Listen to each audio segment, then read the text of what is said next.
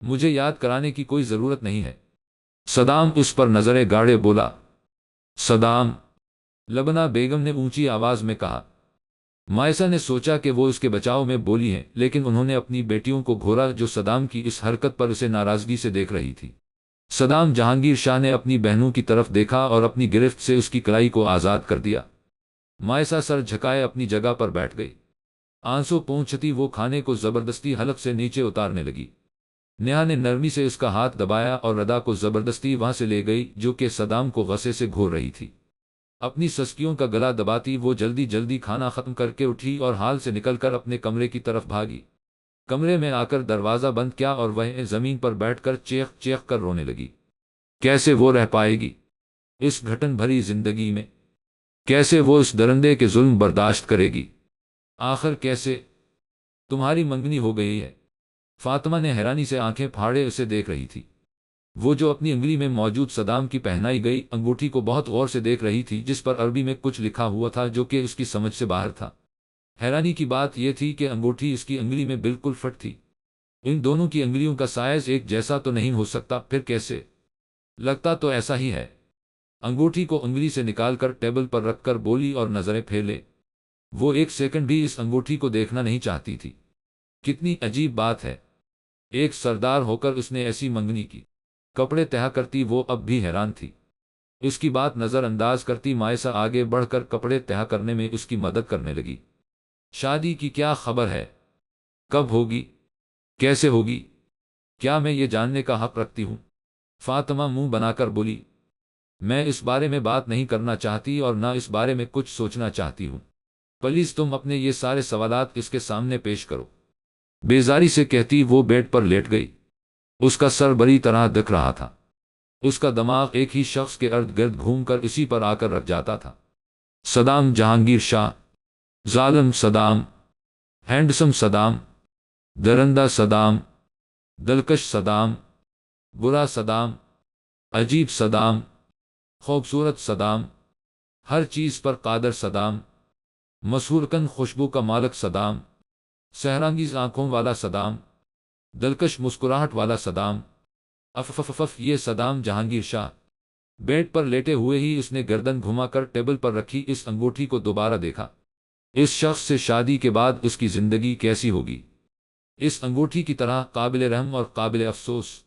شاید ہاں، وہ صرف اس کی ضد اور انا کا معاملہ تھی، نہ کہ محبت۔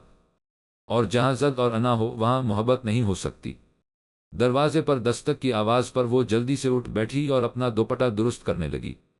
کیا صدام تھا؟ زبردستی کی اس منگنی کے بعد مائسہ نے نہ اسے دیکھا تھا اور نہ ہی اس کی طرف سے کوئی حکم اس کے لیے آیا تھا۔ آ جائیں، اس کے کہتے ہی حمیم شاہ دروازہ کھول کر اندر داخل ہوا۔ کریم کلر کرتا پاجامہ اس کی سرخی مائل رنگت پر بہت جچ رہا تھا۔ ایکچولی میں تم سے معافی مانگنے آیا ہوں، میری وجہ سے تمہیں اتنا کچھ برداشت کرنا پڑا، اس کے لیے آئی ایم سوری۔ وہ ندامت سے سر جھکائے بولا۔ اس کی آنکھوں میں شرمندگی تھی۔ نہیں، ایسا نہ کہیں، آپ کی وجہ سے مجھے کوئی تکلیف نہیں ہوئی، بلکہ آپ نے میری حمایت کی، مدد کی ہے۔ میرا بھروسہ کرے، اور اس دن وہ کھیر مجھے بہت پسند آئی تھی۔ اس نے مسکرا کر اس کے احساس ندامت کو کم کرنے کی کوشش کی۔ جواب میں وہ بھی مسکرا دیا، لیکن اس کی مسکراہٹ کا اس پر ایسا کوئی اثر نہ ہوا جیسا اثر صدام جہانگیر شاہ کے مسکرانے یا اس کے نظر بھر کر دیکھنے پر ہوتا تھا۔ ایسا لگتا جیسے پورے جسم میں شرارے دوڑ گئے ہوں، ایک عجیب سا مسرور کن احساس، اور یہ احساس اسے ایک جرم میں کر دے رہا تھا۔ کیا وہ اس ظالم انسان کو پسند کرنے لگی تھی؟ اس بات سے وہ بھی بالکل انجان تھی۔ چلو میں تمہیں باغ کی سیر کراتا ہوں، میں دعوے کے ساتھ کہہ سکتا ہوں کہ تم خود کو وہاں بہت پرسکون پاؤ گی۔ حمیم کے دعوت دینے پر اس نے اس کی طرف دیکھا۔ اس کے انداز میں ایک قسم کی ہچکچاہٹ تھی۔ اگر صدام نے دیکھ لیا تو وہ کیا کرے گا؟ اسے اس شخص کا اتنا خوف کیوں تھا؟ کیوں ہر وقت وہ اسے اپنے سر پر سوار کر رکھتی؟ وہ کوئی غلط کام تو کرنے جا نہیں رہی تھی کہ اتنا سوچتی؟ ہاں کیوں نہیں، مزہ آئے گا۔ فاطمہ تم بھی چلو گی ہمارے ساتھ؟ دوپٹہ اچھے سے لپیٹ کر چپل پہنتے اس نے فاطمہ سے پوچھا۔ نہیں، آپ لوگ جائیں، مجھے ابھی بہت کام ہے۔ اس کے سہولت سے منع کرنے پر مائسہ نے سر ہلا کر حمیم شاہ کے ساتھ باہر آ گئی۔ آپ اور صدام ایک دوسرے سے بات کیوں نہیں کرتے؟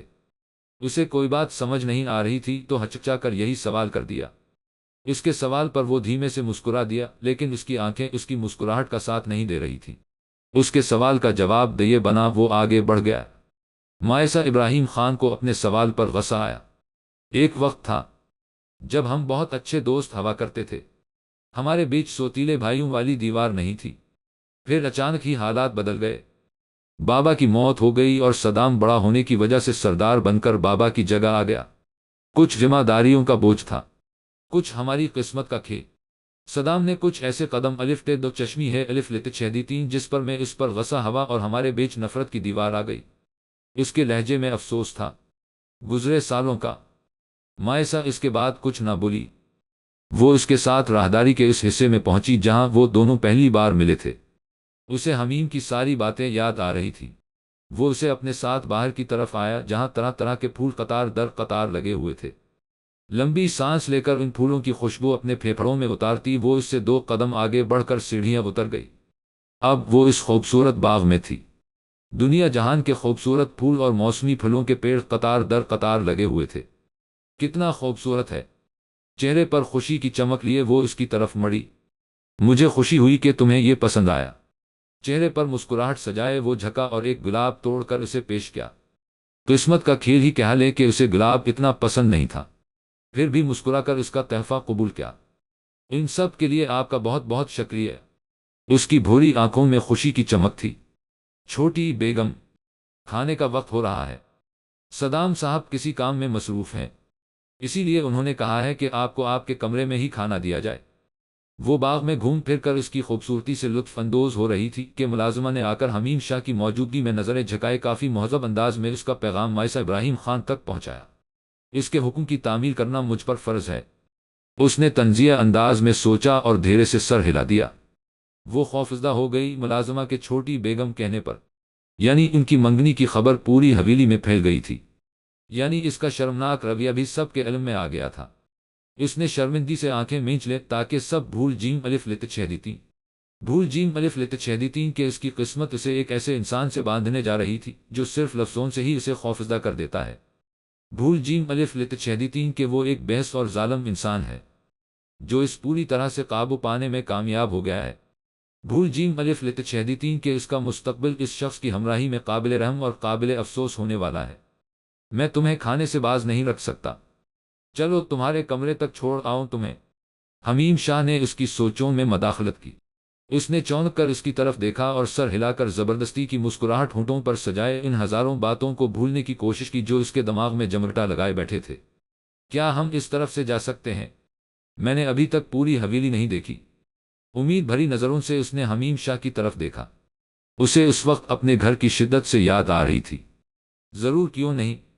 حمیم شاہ اس کی اندرونی حالت کو سمجھتا ہوا مسکرا کر بولا اور اسی لیے داہنی طرف کی راہداری میں قدم بڑھا دیا۔ وہ کیا ہے؟ اس نے بتے ہوئے خوبصورت فوارے کی طرف اشارہ کر کے پوچھا تو وہ ناسمجھی سے اس طرف دیکھنے لگا۔ وہ ایک فوارہ ہے، اس نے کافی سنجیدہ لہجے میں جواب دیا۔ کتنا جادوئی منظر ہے! میری ان غریب آنکھوں نے اپنی پوری زندگی میں ایسا خوبصورت فوارہ نہیں دیکھا۔ اس کے شرارتی انداز میں کہنے پر اس کے گال گلابی ہو گئے جسے دیکھ کر وہ زور سے ہنس دی۔ اگر آپ کو کوئی تکلیف نہیں ہوگی تو کیا آپ مجھے اس فوارے کے لے چلیں گے؟ اس کا انداز ہنوز شرارتی تھا۔ معاف کیجیے، مجھے لگتا ہے آپ مجھے کافی پریشان کریں گی خوبصورتی کی ان مصنوعات کے بارے میں نہ جان کر۔ حمیم شاہ کے شرارتی انداز میں جواب دینے پر اس نے مسکرا کر ہلکی سی دھپ اس کے بازو پر رسید کی۔ اچانک ہی اسے تلوار کے آپس میں ٹکرانے کی آواز سنائی دی۔ اس نے چونک کر آواز کی سمت دیکھا جہاں صدام جہانگیر شاہ چھوٹے سے اکھاڑے میں اپنے سے دوگنی جسامت کے مالک آدمی کے ساتھ تلوار بازی کر رہا تھا۔ اس وقت اس کے جسم پر صرف ٹراؤزر کے علاوہ کچھ نہ تھا۔ چہرے اور کسرتی بدن پر بتے پسینے سے ثابت ہوتا تھا کہ وہ کافی دیر سے اس تفریح میں بزی تھا۔ اس لمبے چوڑے مرد سے وہ بالکل بھی دبا ہوا نہیں تھا، بلکہ کافی پھرتی اور چالاکی سے اس کے ہر وار کا جواب دے رہا تھا۔ اس کے انداز سے صاف ظاہر ہو رہا تھا کہ وہ ایک ہاتھی کی شکل میں چوہے سے لڑ رہا تھا۔ اس نے حفاظتی لباس کیوں نہیں پہنا؟ مائسہ نے حمیم شاہ سے پوچھا، اس بات سے انجان کہ وہ اتنا کیوں فکرمند ہو رہی ہے۔ اس کا یہ پسندیدہ کھیل ہے اور وہ کبھی بھی حفاظتی لباس نہیں پہنتا۔ اسے خود پر بہت بھروسہ ہے۔ حمیم شاہ کے جواب دینے پر اس نے دوبارہ اس طرف دیکھا جہاں وہ لمبا چوڑا آدمی صدام پر لگاتار حملے کر رہا تھا۔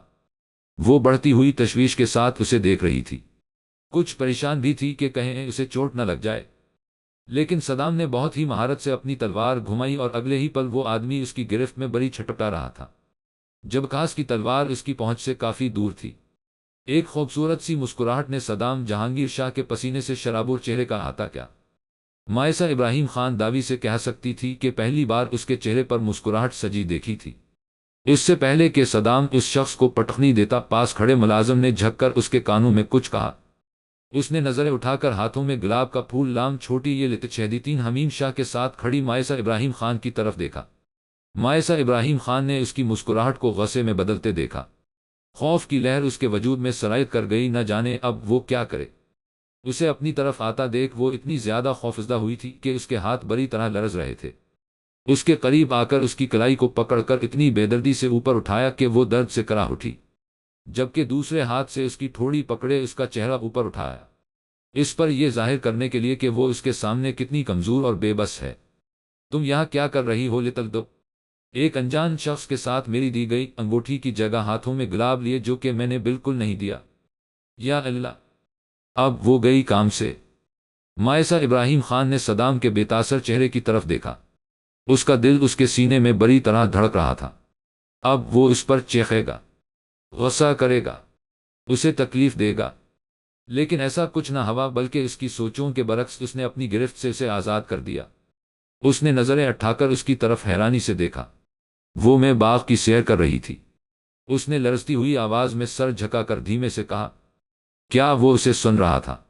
اسے یقین نہیں تھا کہ وہ اسے سن رہا تھا۔ اسے اس وقت کسی بھی بات کا یقین نہیں تھا۔ تبھی ایک لڑکا تولیہ لے کر وہاں آیا۔ اس کے ہاتھ سے تولیہ لے کر صدام اپنے چہرے اور جسم پر موجود پسینے کو سکھا رہا تھا، جبکہ مائسہ ابراہیم خان اس کی ہر حرکت کو بغور دیکھ رہی تھی۔ امید ہے کہ میرے بھائی نے تمہاری بحفاظت سیر کرائی ہوگی، سرد لہجے میں بولتا اب وہ حمیم شاہ کی طرف دیکھ رہا تھا۔ بالکل، اس کی حفاظت کی ذمہ داری میرے اوپر بھی اتنی ہی ہے جتنی کہ تمہارے اوپر۔ اس کی آنکھوں میں آنکھیں ڈالے وہ مسکرا کر بولا، کیا تم نے کھانا کھایا؟ اس کے پوچھنے پر مائسہ ابراہیم خان نے اپنا نچلا ہونٹ دانتوں تلے دبا لیا۔ نہیں، میں وہ بس جا رہی تھی۔ سر جھکائے اس واقعے کو یاد کرتے اس نے جواب دیا جب آخری بار اس نے اسی بات پر اس کی گردن پر زخم دیا تھا۔ یہ تو اچھی بات ہے، ہم کھانا آج چھت پر کھائیں گے۔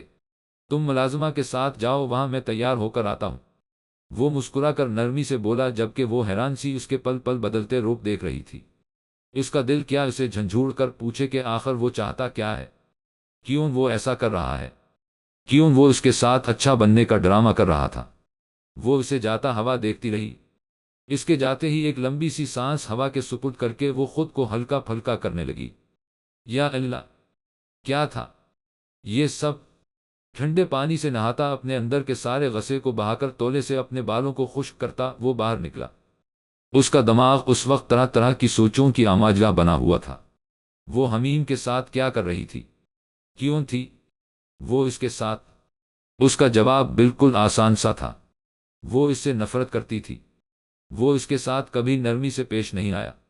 اس کے اندر ساری خوبیاں تھیں، بس وہ اچھا نہیں تھا۔ اب شاید وہ وقت آ گیا تھا جب وہ اس کے لیے کم از کم اچھا بننے کی کوشش کر سکتا تھا۔ وہ اس سے محبت کرتا تھا، لیکن اس کی محبت اور باقی لوگوں کی محبت میں بہت فرق تھا۔ اس کی محبت عام لوگوں کی طرح نہیں تھی۔ اس کی محبت میں حاکمیت تھی، شدت پسندی تھی، انا تھی، جنون تھا، ایک قسم کا پاگل پن۔ اپنے برتاؤ میں تبدیلی لا کر وہ اسے خود کو پسند کرنے پر آمادہ کر سکتا۔ بے شک وہ اس سے اس طرح کی محبت نہیں کر سکتی جس طرح کی محبت وہ اس سے کرتا تھا۔ اپنی انہیں سوچوں میں گھرا شرٹ کی بٹن لگاتا آئینے میں موجود اپنے عکس کو دیکھ رہا تھا۔ اپنے لمبے بالوں سلیقے سے پیچھے کی طرف سیٹ کر کے اپنے چہرے پر موجود خوبصورت سی داڑھی پر ہاتھ پھیر کر جائزہ لینے لگا جو اس کی مردانہ وجاہت کو چار چاند لگا رہی تھی۔ اسے احساس ہوا کہ کیوں مائسہ ابراہیم خان حمیم شاہ کو اس پر فوقیت دیتی تھی، کیونکہ اس کی داڑھی نہیں تھی۔ اپنی سوچوں سے چھٹکارا پانے کے لیے وہ سر جھٹکتا کمرے سے باہر نکلا اور ٹیرس کی طرف بڑھ گیا۔ ٹیرس اس کی پسندیدہ جگہ تھی۔ کھانا کھانے یا ضروری میٹنگ اٹینڈ کرنے کے لیے وہ کبھی کبھی ٹیرس کا استعمال بھی کر لیتا تھا۔ اکثر اپنی بہنوں کے ساتھ وہ خالی وقتوں میں ٹیرس پر مصروف رہتا۔ اسے یاد تھا حمیم اور اس نے اپنے بچپن کے کچھ حسین پل ٹیرس پر ہی بتائے تھے، کچھ ایسے لمحے جو بے دو چشمی ہے لام الف لتشہدیتی نہیں بھولتے تھے۔ ٹیرس سے لگاؤ کی ایک خاص وجہ یہ بھی تھی، لیکن اس وقت وہ مائسہ ابراہیم خان کے ساتھ ٹیرس پر وقت اس لیے گزارنا چاہتا تھا کیونکہ اسے اپنی ماں کی گھورتی ہوئی نظروں سے الجھن ہونے لگی تھی۔ ان کی موجودگی میں وہ اسے جی بھر کر دیکھ بھی نہیں سکتا تھا۔ ٹیرس پر قدم رکھتے ہی اس مائسہ کو اس کی مخصوص جگہ پر بیٹھے ہے وہ لتشہدیتین دیکھا جہاں وہ اکثر بیٹھ کر اپنے گاؤں کے نظارے دیکھتا ہے۔ اس وقت بھی وہ اس کی جگہ پر بیٹھی اس کے گاؤں کی خوبصورتی کو دیکھ رہی تھی، خاص طور سے اس ندی کو آدم پور اور جمال پور کو الگ کرتی تھی۔ سفید کلر کی لانگ فراق پہنے اپنے وجود کو اس کی بے باک نظروں سے مکمل چیدو چشمی ہے پہ الف لتشہدیتین اس کی موجودگی سے بے خبر بیٹھی آس پاس کے منظر سے لطف اندوز ہو رہی تھی۔ لمبی بال ڈھیلی سی چوٹی کی شکل میں بندھے اس کے داہنے کندھے پر جھول رہے تھے۔ اپنے گاؤں کی خوبصورتی سے لطف اندوز ہوا جا رہا ہے۔ خوبصورت ہے، چہرے پر خوبصورت سی مسکراہٹ سجائے اس کی طرف قدم بڑھاتا ہوا وہ بولا، یہ میرا گاؤں نہیں ہے، لیکن ہاں خوبصورت ضرور ہے۔ وہ زدی لہجے میں اس کی طرف دیکھ کر بولی۔ اس کے زدی انداز پر وہ مزے سے مسکرا دیا۔ کم از کم ایک عادت تو دونوں کی ملتی تھی۔ ملازماؤں کے کھانا لگانے کے بعد وہاں پر موجود ملازم سے اشارے سے کچھ کہتا اس کے سامنے آ کر بیٹھ گیا۔ مائسہ ابراہیم خان کی آنکھیں حیرت سے پھٹ گئیں جب اس نے ملازم کو گلاس میں شراب انڈیلتے ہے اور لتشہدیتین دیکھا۔ اسے شراب پینے والوں سے نفرت تھی۔ اس نے حقارت سے سر جھکا لیا۔ صدام جہانگیر شاہ ایک آزاد خیال بندہ تھا۔ اسے بخوبی علم تھا کہ شراب ان کے مذہب میں حرام ہے، پھر بھی وہ اس کا استعمال کرتا تھا۔ وہ ہمیشہ وہی چیز استعمال کرتا جو بیسٹ ہوتی اور شراب اس کی نظر بیسٹ چیز تھی کیونکہ یہ اسے سکون دیتی تھی، اس کی الجھنوں کو ختم کرتی تھی، اسے سوچنے سمجھنے کی صلاحیت دیتی تھی۔ یہ صرف اس کی خام خیالی تھی۔ مائسہ ابراہیم خان کھانے کا جائزہ لے رہی تھی۔ ہمیشہ کی طرح آج بھی سبزیوں کی ہی ڈشز تھی۔ شاید یہاں کے لوگوں کو گوشت سے رغبت نہیں تھی۔ چہرے پر ناپسندیدگی لیے اس نے تھوڑی سی پنیر کی سبزی اپنی پلیٹ میں ڈالی اور گرم چپاتی کے ساتھ سر جھکا کر کھانے لگی۔ کل سے ہماری شادی کے فنکشن شروع ہو جائیں گے۔ سست روی سے اسے کھاتا دیکھ اس کے سر پر بم پھوڑا۔ مائسہ ابراہیم خان نے حیرانی سے سر اٹھا کر اس کی طرف دیکھا۔ وہ بے خیالی میں بولی، کیا مطلب کیسے؟ جیسے عموماً شادیاں ہوتی ہیں ویسے ہی، پہلے نکاح پھر ولیمہ۔ تمہارے گاؤں شادی کچھ الگ طریقے سے کی جاتی ہے۔ وہ اس کی حالت سے محظوظ ہوتا ہوا شرارت سے بولا، نن۔ اس کی بات پر وہ سرخ چہرہ لیے نفی میں سر ہلا گئی۔ بہت خوب، میں دعوے کے ساتھ کہتا ہوں مائسہ ابراہیم خان، تم اپنی شادی کبھی نہیں بھولو گی۔ اس کے بھاری لہجے میں کہنے پر اس نے اپنا نچلا ہونٹ دانتوں میں دبا لیا۔ ایسے نہ کیا کرو، تمہاری یہ ادا مجھے پاگل بنا دیتی ہے۔ ہاتھ بڑھا کر اس کا نچلا ہونٹ دانتوں کی گرفت سے آزاد کر کے اسے اپنے انگوٹھے سے نرمی سے سہلاتا ہوا بولا۔ مائسہ ابراہیم خان نے سانس روکے حیرانی سے اس کی اس حرکت کو دیکھا۔ آپ شراب کیوں پیتے ہیں؟ یہ حرام ہے۔ اسے موضوع سے ہٹاتے ہوئے وہ بولی تو وہ قہقہہ لگا کر ہنس دیا۔ تمہیں کیا لگتا ہے مجھے اس سے کچھ فرق پڑتا ہے؟ اس کے پوچھنے پر نفی میں سر ہلا گئی۔ ہاں، اسے کسی چیز سے کوئی فرق نہیں پڑتا۔ بحث جو ٹھہرا، اگر میں شادی سے انکار کر دوں تو؟ وہ اس کا ضبط آزمانے کے لیے بولی۔ کیا کہا؟ اب اس کے چہرے پر مسکراہٹ کی جگہ ہلکا ہلکا غصہ تھا۔ شاید وہ ضبط کرنے کی کوشش کر رہا تھا۔ اس کے آگے ایک لفظ بھی مت بولنا مائسہ ابراہیم خان۔ اس کے لہجے کی سختی پر اس نے خود کو سرزنش کی۔ میں آپ سے شادی نہیں کرنا چاہتی، کبھی بھی نہیں۔ اگر میں شادی سے انکار کر دوں تو پھر کیسے شادی ہوگی؟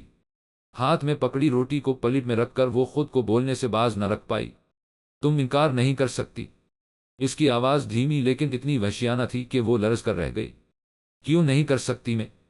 آپ نے مجھ سے میرا سب کچھ چھین لیا، میری زندگی، میرا گھر، میری خوشیاں، سب کچھ۔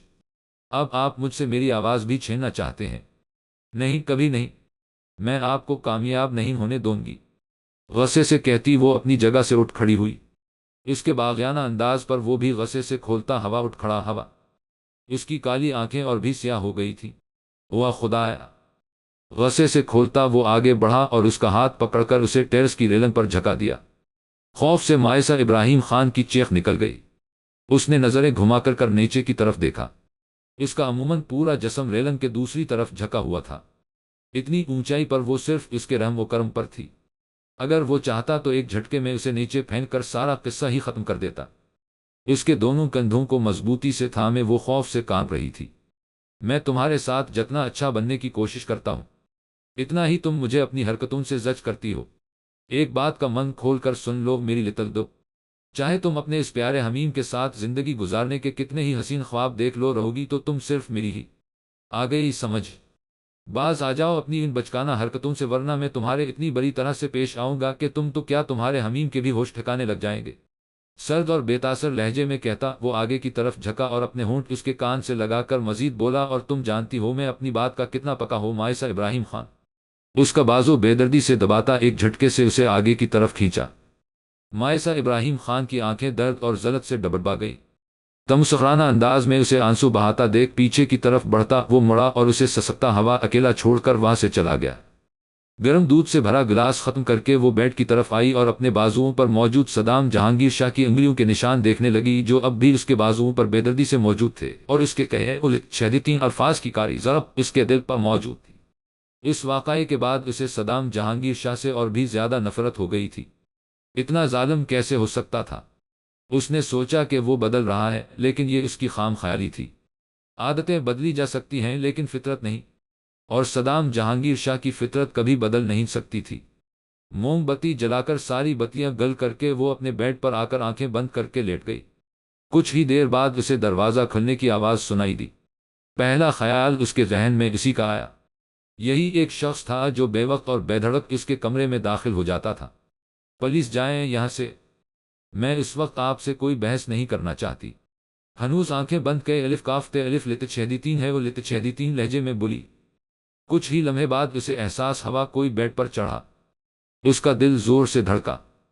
کچھ تو ہو رہا تھا، لیکن کیا ہو رہا تھا؟ اس سے پہلے کہ وہ کوئی ردعمل ظاہر کرتی، کوئی بے دردی سے اس کی چادر کھینچتا اس کے وجود پر حاوی ہو گیا۔ خوف سے وہ چیخنے ہی والی تھی کہ اس کے منہ پر بھاری ہاتھ رکھ کر اس کی چیخوں کا گلا دبا دیا۔ اسے کچھ غلط ہونے کا احساس ہوا۔ موم بتی کی مدھم روشنی میں آنکھیں پھاڑے اپنے اوپر مسلط کا چہرہ دیکھنے کی بمشکل کوشش کی، لیکن نقاب کی وجہ سے اس کا چہرہ نہ پائی۔ پر یہ آنکھیں تو صدام کی بالکل نہیں تھیں۔ کون تھا یہ شخص؟ اس کا دل کسی انہونی کے ہونے کا خدشہ ظاہر کر رہا تھا۔ اس نے ہاتھوں کی مدد سے اپنے اوپر اس شخص کو دھکیلنے کی کوشش کی، لیکن بے سود رہی۔ اس کی گرفت اس کے وجود پر سخت ہوتی چلی گئی، جبکہ وہ پوری طرح اس پر جھکا ہوا تھا۔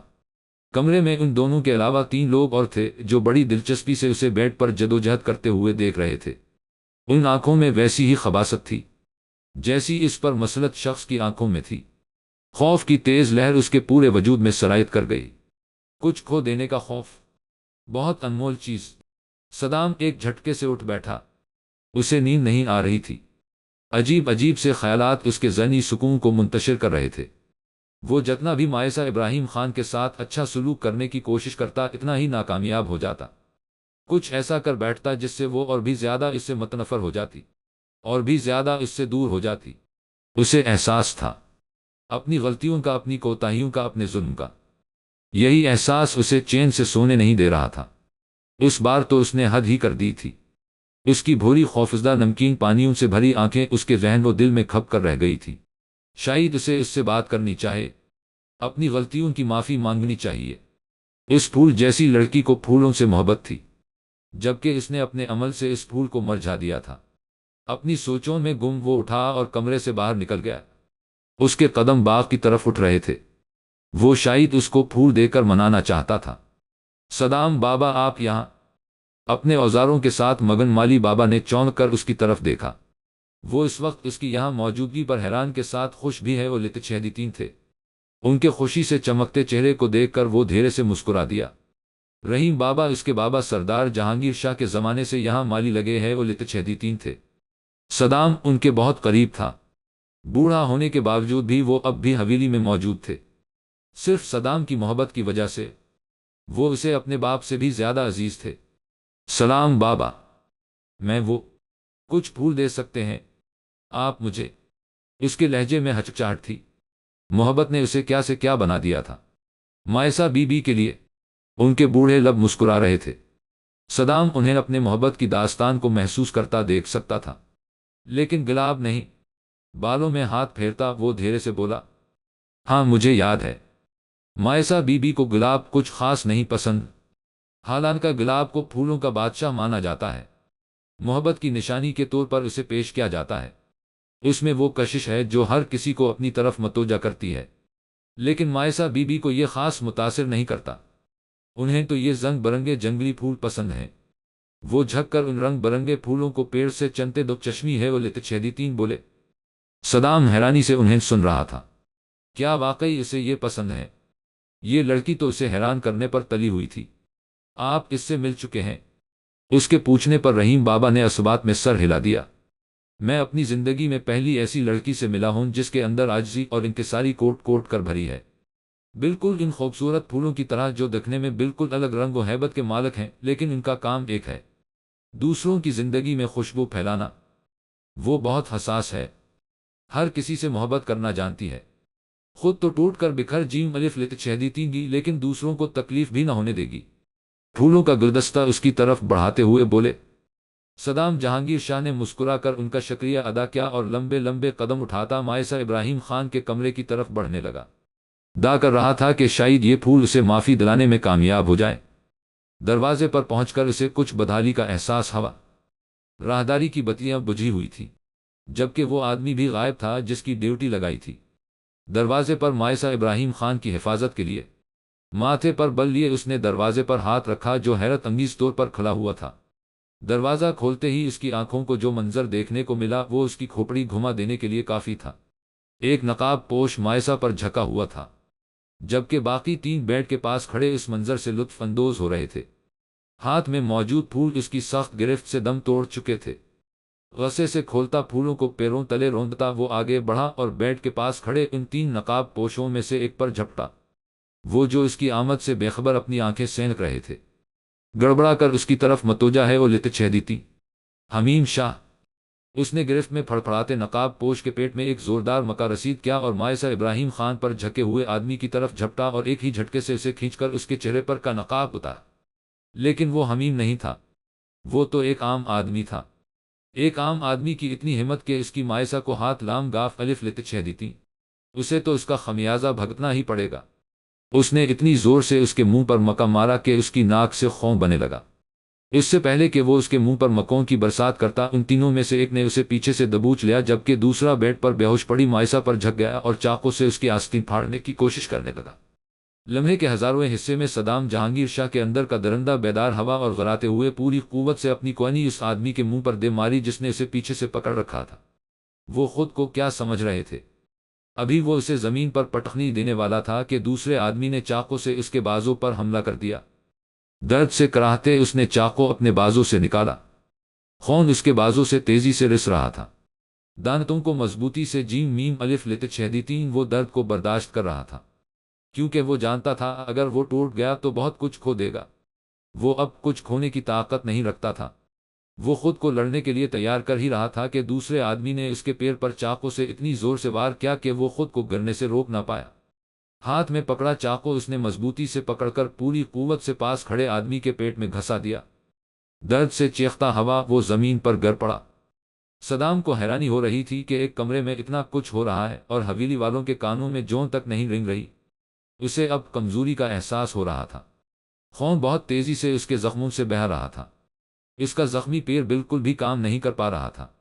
ان حالات میں بھی اسے خود پر غصہ آ رہا تھا۔ اپنی ساری ہمت جمع کرتا کسی طرح وہ اپنے پیروں پر کھڑا ہوا۔ اس سے دور رہو۔ اس سے پہلے کہ وہ مائسہ پر مسلط آدمی کی طرف پہنچتا اچانک ہی وہ آدمی ایک جھٹکے سے بیڈ سے نیچے گر گیا۔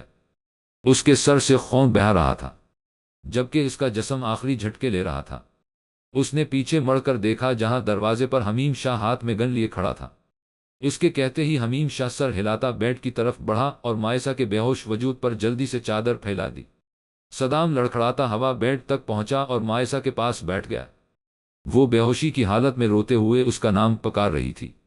شش، میں یہیں پر ہوں، تمہارے پاس کچھ نہیں ہوا تمہیں؟ اپنا زخم یکسر بے دو چشمی ہے لام الف لت چھیدیتین اس کا ہاتھ تھامے وہ نرمی سے بولا اور اس کو کاندھوں سے مضبوطی سے پکڑے کھڑا ہوا۔ تمہارا خون بہہ رہا ہے، حمیم شاہ فکرمندی سے اس کی طرف بڑھا۔ تم میری فکر مت کرو، میں ٹھیک ہوں، بس فائق کو بھیجو میرے پاس۔ سردمہری سے کہتا وہ مائسہ کو لیے اپنے کمرے کی طرف بڑھ گیا۔ پیچھے کھڑا حمیم شاہ تعصب سے اسے دیکھتا رہ گیا۔ تمہیں ڈاکٹر کی ضرورت ہے؟ پیچھے سے لبنہ بیگم کی آواز آئی۔ اس نے صرف ان کی طرف دیکھا، ایک لفظ بھی نہ بولا۔ وہ اس وقت کسی سے بھی بات نہیں کرنا چاہتا تھا، اپنی ماں سے بھی نہیں، تب تک نہیں جب تک وہ پتہ نہ لگا لیتا کہ ان سب کے پیچھے کس کا ہاتھ ہے۔ اسے مائسہ کا جسم جلتا ہوا محسوس ہو رہا تھا، اسے شاید بخار چڑھ رہا تھا۔ جو بھی زہر اسے دیا گیا تھا وہ دھیرے دھیرے اسے اندر سے کمزور کر رہا تھا۔ اس کی خود کی حالت بھی کچھ ٹھیک نہیں تھی۔ ہاتھ اور پاؤں دونوں کے زخم کافی گہرے تھے، کافی مقدار میں خون بہہ چکا تھا جس کی وجہ سے اس پر غنودگی طاری ہونے لگی تھی، لیکن وہ مضبوط اعصاب کا مالک تھا، خود کو سنبھالے ہوئے تھا۔ اپنے کمرے میں لا کر اس کے کمزور وجود کو بیڈ پر لٹایا اور اس پر چادر تان دی۔ وہ دھیرے دھیرے سانس لے رہی تھی، جبکہ اس کی آنکھیں بند تھیں۔ اس کا دل زور سے دھڑکا تھا۔ مائسہ، میری طرف دیکھو۔ اسے ایسا لگا جیسے وہ اسے کھو رہا ہے۔ وہ اسے کھونا نہیں چاہتا تھا۔ آنکھیں کھولو مائسہ، آنکھیں بند مت کرو، میری طرف دیکھو۔ اس کے گال تھپتپاتا وہ بری طرح گھبرا رہا تھا۔ مائسہ کو اپنا جسم جلتا ہوا محسوس ہوا۔ ایسا لگ رہا تھا جیسے جسم کی ساری شریانوں میں کسی نے آگ لگا دی ہو۔ وہ اٹھنا چاہتی تھی لیکن اپنی جگہ سے ایک انچ بھی ہل نہیں پا رہی تھی۔ اپنی بےبسی پر اس کی آنکھوں سے آنسو روانہ ہو گئے۔ صدام پریشانی سے اس کے اوپر جھکا ہوا تھا۔ اسے سمجھ نہیں آ رہا تھا کہ کیا کرے، کیسے اسے ہوش میں لام الف لت چھ دیتی، کیسے اس کی ساری تکلیفیں اس کے جسم سے کھینچ نکالے۔ حکیم صاحب کو بلاؤ اسی وقت، اس کے کہتے ہی ایک ملازم دوڑ کر کمرے سے باہر نکل گیا۔ تمہیں بینڈیج کرا لینی چاہیے، خون بہت زیادہ بہہ رہا ہے۔ فائق فکرمندی سے اس کی طرف بڑھا جو سر جھکائے بیڈ پر بیٹھا ہوا تھا۔ اس کی حالت بہت خراب ہو رہی تھی، تب تک نہیں جب تک یہ ہوش میں نہیں آ جاتی۔ زدی لہجے میں پیر سے اٹھتی ٹیسوں کو برداشت کرتا ہوا بولا جو کہ اسے درد سے کراہنے پر مجبور کر رہی تھی۔ یا اللہ! ایک لڑکی کی فکرمند آواز پر اس نے سر اٹھا کر دروازے کی طرف دیکھا جہاں فاطمہ منہ پر ہاتھ رکھے کھڑی تھی۔ اس کے چہرے سے حیرانی اور فکرمندی صاف ظاہر ہو رہی تھی۔ ہاں، یہی ان سب کی ذمہ دار ہے، یہی تو ہے جو ہر روز اسے دودھ دیتی ہے۔ غصے سے کھولتا وہ اٹھا اور اس کی طرف بڑھا اور گردن سے پکڑ کر اسے دیوار سے لگا دیا۔ کیا ملایا تھا تم نے اس کے دودھ میں؟ بولو جھوٹی مکار عورت! اس کی گرفت اس کی گردن پر سخت تھی۔ فاطمہ کو اپنا دم گھٹتا ہوا محسوس ہوا۔ سرخ چہرہ لیے وہ خود کو چھڑانے کی ناکام کوشش کر رہی تھی۔ اس سے پہلے کہ وہ اسے مار دیتا فائق نے پیچھے سے اسے پکڑ کر کھینچا اور بیڈ پر پٹک دیا۔ لمبی لمبی سانسیں لیتا وہ درد سے چیخ اٹھا۔ کیا ہو گیا ہے؟ ہوش میں آؤ، ڈاکٹر اسے دیکھیں، میں اسے پکڑتا ہوں۔ فائق اپنے غصے پر قابو پاتا ہوا عقلمندی سے کام لیتا ڈاکٹر کو ہدایات دینے لگا۔ وہ صدام کی حالت سمجھ سکتا تھا، وہ سمجھ سکتا تھا مائسہ کی یہ حالت اس سے برداشت نہیں ہو رہی تھی۔ اگر صدام کی جگہ وہ ہوتا تو وہ بھی کچھ ایسا ہی ردعمل ظاہر کرتا۔ ڈاکٹر کو ہدایات دینے کے بعد وہ فاطمہ کی طرف مڑا جو ڈری سہمی سی دیوار سے چپکی کھڑی تھی۔ آنسو اس کی آنکھوں سے روانہ تھے۔ تم ٹھیک تو ہو؟ اس کے نرمی سے پوچھنے پر اس نے آنسو بھری نگاہوں سے اس کی طرف دیکھا اور اسبات میں سر ہلا دیا۔ تم اپنی دوست کے پاس کیوں نہیں جاتی؟ جاؤ اس کی دیکھ بھال کرو، اسے تمہاری ضرورت ہے۔ گھبراؤ نہیں، کوئی تمہیں کچھ نہیں کرے گا۔ اس کے یقین دلانے پر اس نے سر ہلا کر مائسہ کے پاس جانے سے پہلے صدام کی طرف دیکھا جو خوفوار نظروں سے ان دونوں کو ہی گھور رہا تھا۔ فائق صدام کو اچھی طرح سمجھتا تھا۔ ایک وہی تھا جو اس کے غصے کو قابو میں کر سکتا تھا اور دوسرا حمیم تھا جس سے وہ اب متنفر ہو چکا تھا، جو اس وقت اس کے مزاج کے باعث کمرے میں موجود نہیں تھا۔ اگر تم اسی طرح خود کو اذیت دیتے رہے تو ان لوگوں سے کیسے بدلہ لوگے جو ان سب کے ذمہ دار ہیں؟ ذرا سوچو، اگر تم خود کو نہ بچا پائے تو تمہاری مائسہ کو کون بچائے گا؟ نخرے دکھانا بند کرو اور ڈاکٹر کو اپنا کام کرنے دو۔ ڈاکٹر دیکھ رہے ہیں تمہاری مائسہ کو، میں وعدہ کرتا ہوں وہ جلد ٹھیک ہو جائے گی۔ فائق اس کے سامنے زمین پر بیٹھتا ہوا نرمی سے بولا۔ صدام نے آنکھیں موند کر سر بیڈ گراؤنڈ سے ٹکا دیا۔ صحیح تو کہہ رہا تھا، اگر وہ اپنے پیروں پر کھڑا نہ ہو سکا تو وہ کسی قابل نہیں رہے گا۔ وہ کیسے اپنی مائسہ کا خیال رکھے گا؟ فائق کے کندھوں کو مضبوطی سے تھامے وہ دھیرے سے کھڑا ہوا اور صوفے پر آ کر بیٹھ گیا تاکہ ڈاکٹر اپنا کام کر سکے۔ بوڑھے حکیم صاحب ملازم کے ساتھ اپنا ساز و سامان لیے اندر داخل ہے، وہ لتچھیدی تھی، ان کی کمر جھکی ہوئی تھی۔ یہ گاؤں کے بہت پرانے حکیم تھے، ان کے ہاتھوں میں بہت شفا تھی۔ صدام کو ان پر بہت یقین تھا۔ آخری چیز انہوں نے کیا کھائی تھی؟ پانی میں جڑی بوٹیاں ملاتے ہوئے وہ نرمی سے بولے، ان کی آواز میں مٹھاس تھی، میں نے انہیں دودھ میں شہد ملا کر دیا تھا، میں انہیں روز رات کو یہی دیتی ہوں۔ ایک نظر صدام پر ڈال کر وہ خوفزدہ سی بولی، اس کے لہجے میں لڑکھڑاہٹ تھی۔ جبکہ صوفے پر بیٹھا صدام دانت مضبوطی سے جیم میم الف لت چھیدی تین اسی کی طرف متوجہ تھا۔ جو زہر انہیں دیا گیا ہے وہ یقیناً انہیں دونوں میں ملایا گیا ہوگا۔ حکیم صاحب کے کہنے پر فاطمہ نے بے یقینی سے سر نفی میں ہلا دیا، یہ ناممکن ہے، میں نے نہیں ملایا۔ مائسہ کا ہاتھ مضبوطی سے تھامے وہ خوفزدہ سی بولی، یہ ممکن ہے، پر بیٹا میں نے یہ نہیں کہا کہ آپ ہی نے ملایا ہے، اس حویلی میں اور بھی لوگ ہیں، کوئی بھی ہو سکتا ہے۔ اس کے پیچھے جاؤ، اچھے بچوں کی طرح مجھے وہ شہد کی شیشی اور دودھ الگ الگ لا کر دو، میں انہیں بھی دیکھ لوں۔ ان کے کہنے پر وہ اٹھی اور جلدی سے باہر نکل گئی۔ اس کے پیچھے کسی کو بھیجو، میں اسے بھاگنے کا موقع نہیں دینا چاہتا۔ وہ فاطمہ پر نظریں گاڑے ہوئے بولا۔ تو فائق نے پہلے دروازے کی طرف دیکھا، پھر نظریں گھما کر اس کی طرف متوجہ ہو گیا۔ وہ ایسا نہیں کرنے والی، اس کا لہجہ پر یقین تھا۔ صدام نے گھور کر اسے دیکھا، جس کے ہونٹوں پر دبی دبی مسکراہٹ تھی۔ اگر کچھ الٹا سیدھا ہوا تو میں اس خبیث کو چھوڑنے والا نہیں۔ تھوڑی دیر بعد فاطمہ ہاتھ میں شہد کی شیشی اور ایک گلاس دودھ لیے واپس آئی۔ حکیم صاحب نے پہلے دودھ کے گلاس میں ایک قسم کا عرق ڈالا اور تھوڑی دیر اسے بغور دیکھتے رہے، لیکن اس کی رنگت میں کوئی تبدیلی نہ ہوئی۔ پھر یہی عمل شہد کے ساتھ کیا؟ نتیجہ وہی سفر رہا۔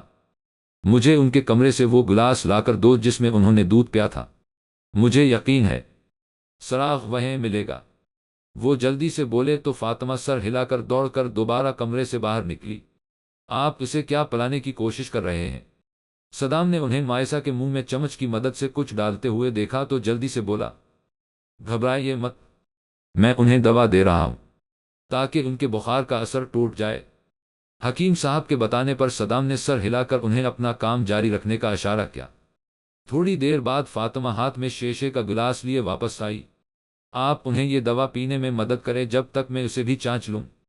حکیم صاحب گلاس اس کے ہاتھ سے لیتے ہیں اور لیتے چھیدی تین بولے تو وہ دوپٹہ بناتی مائسہ کے پاس بیٹھ کر اسے دوا پلانے لگی۔ حکیم صاحب نے گلاس میں وہی عرق ڈالا جو شہد اور دودھ میں ڈالا تھا۔ عرق ڈالتے ہی گلاس کی کوروں کا رنگ گہرا بھورا ہو گیا۔ یہ دیکھ کر حکیم صاحب نے دھیرے سے سر ہلایا اور صدام کی طرف مڑ گئے۔ یہ گلاس میں اپنے ساتھ لے جا رہا ہوں، باقی کی جانچ کے لیے، زہر کا اثر توڑنے کے لیے میں نے انہیں دوا دے دی ہے، انشاءاللہ کل صبح تک یہ ہوش میں آ جائیں گی۔ صدام نے سر ہلا کر انہیں جانے کی اجازت دے دی۔ اس کے ہاتھ اور پاؤں پر بھی بینڈیج ہو چکا تھا۔ کمرے میں اس وقت ان تینوں کے علاوہ مائسہ کے ساتھ اور کوئی بھی نہیں تھا۔ وہ لڑکھڑاتا ہوا بیڈ کے پاس آیا اور گہری نیند میں ڈوبی مائسہ ابراہیم خان کو دیکھنے لگا۔ جوڑے کی شکل میں بندھے بالوں میں سے کچھ آوارہ الجھی لٹیں اس کے زردی مائل چہرے کے آس پاس بکھری ہوئی تھی۔ اس کا دل کیا وہ ان لٹوں کو اس کے چہرے سے ہٹا دے، لیکن اس نے خود کو اس سے باز رکھا۔ اس کے چہرے سے کمزوری صاف ظاہر ہو رہی تھی۔ اس وقت اس کا سونا اس کی صحت کے لیے بہت ضروری تھا۔ تم اب جاؤ یہاں سے، اس نے مائسہ کا ہاتھ پکڑے زمین پر بیٹھی فاطمہ سے کہا۔ فاطمہ نے چونک کر اس کی طرف دیکھا اور نفی میں گردن ہلا دی۔ میں انہیں اس حال میں اکیلا چھوڑ کر کہیں نہیں جاؤں گی۔ اس کا لہجہ ضدی تھا۔ کیا ساری عورتیں اسی طرح ضدی ہوتی ہیں؟ اس نے غصے سے سوچا۔ میں نے کہا جاؤ یہاں سے۔ اس بار اس کے لہجے میں سختی تھی۔ فاطمہ نے مدد طلب نظروں سے پاس کھڑے فائق کو دیکھا۔ یہ کہیں نہیں جیم الف لت چھیدی تیں گی، تب تک نہیں جب تک کہ انہیں ہوش نہیں آ جاتا۔ بھولو مت کہ تم اب بھی اس کے لیے غیر محرم ہو۔ فائق کے سنجیدہ اور بیلچک لہجے پر صدام کی مٹھیاں بھینچ گئی۔ اس نے غصے سے پہلے ان دونوں کو دیکھا، پھر بےسد لیٹی مائسہ کو۔ وہ بھی غصہ ہوتی اگر وہ اس کے ساتھ اکیلا رہتا، پر اسے کسی بات کی پرواہ کب تھی؟ وہ ہمیشہ اسی کی رہے گی۔ وہ غصے میں پیر پٹکتا صوفے پر آ کر لیٹ گیا۔ ابھی اس میں زیادہ چیخنے چلانے کی طاقت نہیں تھی۔ صوفے پر لیٹا وہ کچھ دیر مائسہ کو دیکھتا رہا، پھر آنکھیں موند کر نیند کی دیوی کو خود پر مہربان ہونے دیا۔ صدام، اس نے دھیرے دھیرے آنکھیں کھولیں۔ اس کا جسم اب بھی دکھ رہا تھا، لیکن وہ اب پہلے سے بہتر محسوس کر رہی تھی۔ کمرے میں سناٹا چھایا ہوا تھا، ایسا سناٹا جو اسے سکون دے رہا تھا۔ دھیرے دھیرے وہ سب یاد کرنے کی کوشش کرنے لگی جو اس کے ساتھ ہوا تھا۔ منظر دھندلا سا تھا، لیکن وہ آوازیں صاف سن سکتی تھی۔ اسے یاد آیا ایک آدمی اس کے ساتھ زبردستی کرنے کی کوشش کر رہا تھا۔ اسے یاد آیا کس طرح صدام نے اسے بچایا۔ اسے سب کچھ یاد آ گیا تھا۔ پیاس کی شدت سے اس کا گلا سوکھ گیا تھا۔ اس نے آس پاس نظریں دوڑائیں تو بیڈ کے پاس فاطمہ کو اپنا ہاتھ تھامے سویا ہوا پایا۔ اس کے چہرے سے تھکن ظاہر تھی اور اس کی ذمہ دار صرف وہ تھی۔ اس نے دھیرے سے اپنا ہاتھ چھڑایا اور بیڈ سے اتر گئی۔ اب اس نے اپنے کپڑوں کا جائزہ لیا تو خود کو صدام کے کرتے میں پایا جو آسانی سے اس کے ٹخنوں تک آ رہے تھے۔ بیڈ کراؤن سے لٹکے دوپٹے کو اس نے اپنے پورے وجود پر پھیلایا اور کمرے سے باہر نکل آئی۔ اب اس کا رخ کچن کی طرف تھا۔ پورے راستے عجیب سے سناٹے نے اسے ہے غلام الف لت چھیدیتین رکھا۔ وہ جلدی سے کچن میں آئی اور گلاس کی تلاش میں نظریں دوڑانے لگی کہ کسی نے اسے بازو سے پکڑ دیوار کی طرف کھینچا۔ اس سے پہلے کہ وہ چیختی ایک ہاتھ مضبوطی سے اس کے منہ پر جم گیا۔ اس نے آنکھیں پھاڑ کر اندھیرے میں دیکھنے کی کوشش کی تو دو جانی پہچانی آنکھیں اسے اپنی طرف متوجہ دکھیں۔ تم اپنے بیڈ سے نکل کر یہاں کیا کر رہی ہو؟ پریشان سی آواز میں اس سے پوچھا گیا۔ مائسہ نے سر اٹھا کر اس کی طرف دیکھا تو اس نے جلدی سے اپنا ہاتھ اس کے ہونٹوں پر سے ہٹا لیا۔ اس نے سر جھکا کر اپنے خوف سے دھڑکتے دل کو سنبھالنے کی کوشش کی۔ کچھ لمحوں کے لیے اسے ایسا لگا کہ وہ خوف سے مر جائے گی۔ اس نے سوچا کہ یہ وہی لوگ ہیں جنہوں نے اس کے ساتھ اس گھناؤنے واقعے کو یاد کر کے اس کا جسم لرز گیا تھا۔ لیکن سامنے حمیم شاہ تھا۔ مجھے پیاس لگی تھی، دوپٹے کو درست کر کے اس نے دھیرے سے کہا۔ حمیم شاہ نے نظریں جھکا کر اس کی طرف دیکھا۔ کتنی کمزور اور ٹوٹ پھوٹ کا شکار لگ رہی تھی۔ ایک رات نے اس پر کتنا ظلم کیا تھا۔ وہ اس کی اندرونی حالت سمجھ سکتا تھا۔ اس کا دل کیا اسے اس ماحول سے کہیں دور لے جیم الف لت چھیدیتین اس کے سارے غم دور کر دے، اسے خود میں چھپا کر اس ظالم دنیا سے اوجھل کر دے۔ رکو میں لا دیتا ہوں، تمہیں اس وقت اکیلے باہر نہیں نکلنا چاہیے۔ تمہارا بخار اب کیسا ہے؟ فکرمند لہجے میں کہتا ہوا وہ آگے بڑھا اور ریک سے گلاس اٹھا کر پانی بھرنے لگا۔ وہ اسے دیکھنے لگی۔ آدھے آستین کی ٹی شرٹ میں اس کا کسرتی بازو صاف ظاہر ہو رہا تھا۔ اس کی آنکھوں میں نرم گرم سا تاثر تھا، جبکہ ہونٹوں پر خوبصورت سی مسکراہٹ لیے پانی کا گلاس اس کی طرف بڑھا رہا تھا۔ پتہ نہیں، میں نے چیک نہیں کیا۔ پانی کا گلاس اس کے ہاتھ سے لے کر ایک ہی گھونٹ میں پورا گلاس حلق سے نیچے اتارنے کی کوشش کرنے لگی۔ اسے احساس نہیں تھا کہ کتنی پیاسی ہے اور چاہے۔ حمیم شاہ نے مسکرا کر گلاس اس کے ہاتھ سے لے کر پوچھا تو اس نے نفی میں سر ہلا دیا۔ نہیں شکریہ۔ گلاس واپس رکھ کر وہ اس کی طرف آیا اور اس کے ماتھے پر ہاتھ رکھ کر بخار چیک کرنے لگا۔ وہ اس کے اتنے قریب پہلے کبھی نہ آیا تھا۔ اس کے وجود سے اٹھتی کلوں کی دل فریب خوشبو اسے الجھن کا شکار کر رہی تھی۔ بخار تو تقریباً ختم ہو چکا ہے۔ تمہیں بھوک لگی ہے؟ الف لت چھیدیتین پیوگی؟ اپنا ہاتھ اس کے ماتھے پر سے ہٹا کر اس سے پوچھا تو اس نے چاہتے ہوئے بھی نفی میں سر ہلا دیا۔ حمیم شاہ بالکل ویسا ہی تھا جیسا اس نے اپنے خوابوں کے شہزادے کو تصور کیا تھا۔ خیال رکھنے والا، عزت دینے والا، محبت کرنے والا۔ صدام کے اندر ان میں سے ایک بھی خوبی نہیں تھی، لیکن پھر بھی اس کا دل صدام جہانگیر شاہ کی تمنا کرتا تھا۔ ایسا کیوں تھا؟ کیوں اس کا دل اس درندے کا تمنائی تھا؟ کتنا پاگل تھا اس کا دل! عجیب سی خوفناک خواہشات پالتا تھا۔ شاید مجھے آرام کرنا چاہے۔ اپنی سوچوں سے تنگ آ کر اس نے جلدی سے کہا تو وہ سر ہلا کر پیچھے ہٹ گیا۔ ہاں تمہیں آرام کرنا چاہے، کل سے تمہاری شادی کی رسمیں بھی شروع ہونے والی ہیں۔ حمیم شاہ کے کہنے پر اس نے اسے ایسی نظروں سے دیکھا جیسے اس کے سر پر سینگ نکل آئے ہوں۔ کیسی رسمیں؟ ظاہر ہے شادی کی رسمیں۔ تمہاری اسی ہفتے صدام جہانگیر شاہ سے شادی ہو جائے گی، اس نے سرد لہجے میں وضاحت دی۔ مائسہ نے نظریں پھیر لیں۔ اس کی شادی ہونے والی تھی، ایک انجان جگہ پر، انجان لوگوں کے بیچ میں، ایک انجان شخص کے ساتھ۔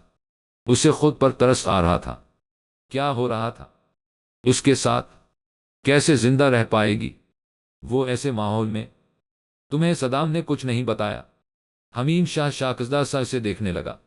بتانے کی کوئی ضرورت ہی نہیں تھی، میرے پاس اس کے علاوہ اور کوئی راستہ ہی نہیں ہے۔ میری تقدیر اتنی روشن کہاں؟ اس نے رندھی ہوئی آواز میں شکوہ کیا۔ وہ ڈری ہوئی تھی، وہ خود کو ان سب کے لیے تیار نہیں کر پا رہی تھی۔ آنسو اس کی آنکھوں سے بنے کے لیے بےتاب تھے، لیکن اس کے پاس ایسا کوئی کندھا نہیں تھا جس پر سر رکھ کر وہ رو سکے، اپنے دل کی بھڑاس نکال سکے۔ اس وقت وہ بری طرح ڈری ہوئی تھی، اس کی آنکھوں سے خوف صاف ظاہر ہو رہا تھا۔ حمیم شاہ اس لیے صدام کے کمرے تک آیا۔ مائسہ نے اپنے ہونٹوں پر زبردستی کی مسکراہٹ سجا کر اس کی طرف دیکھا اور دروازے کی طرف مڑ گئی جب ہی حمیم شاہ نے اس کا ہاتھ پکڑ کر اسے رکھ کر اپنی طرف دیکھنے پر مجبور کر دیا۔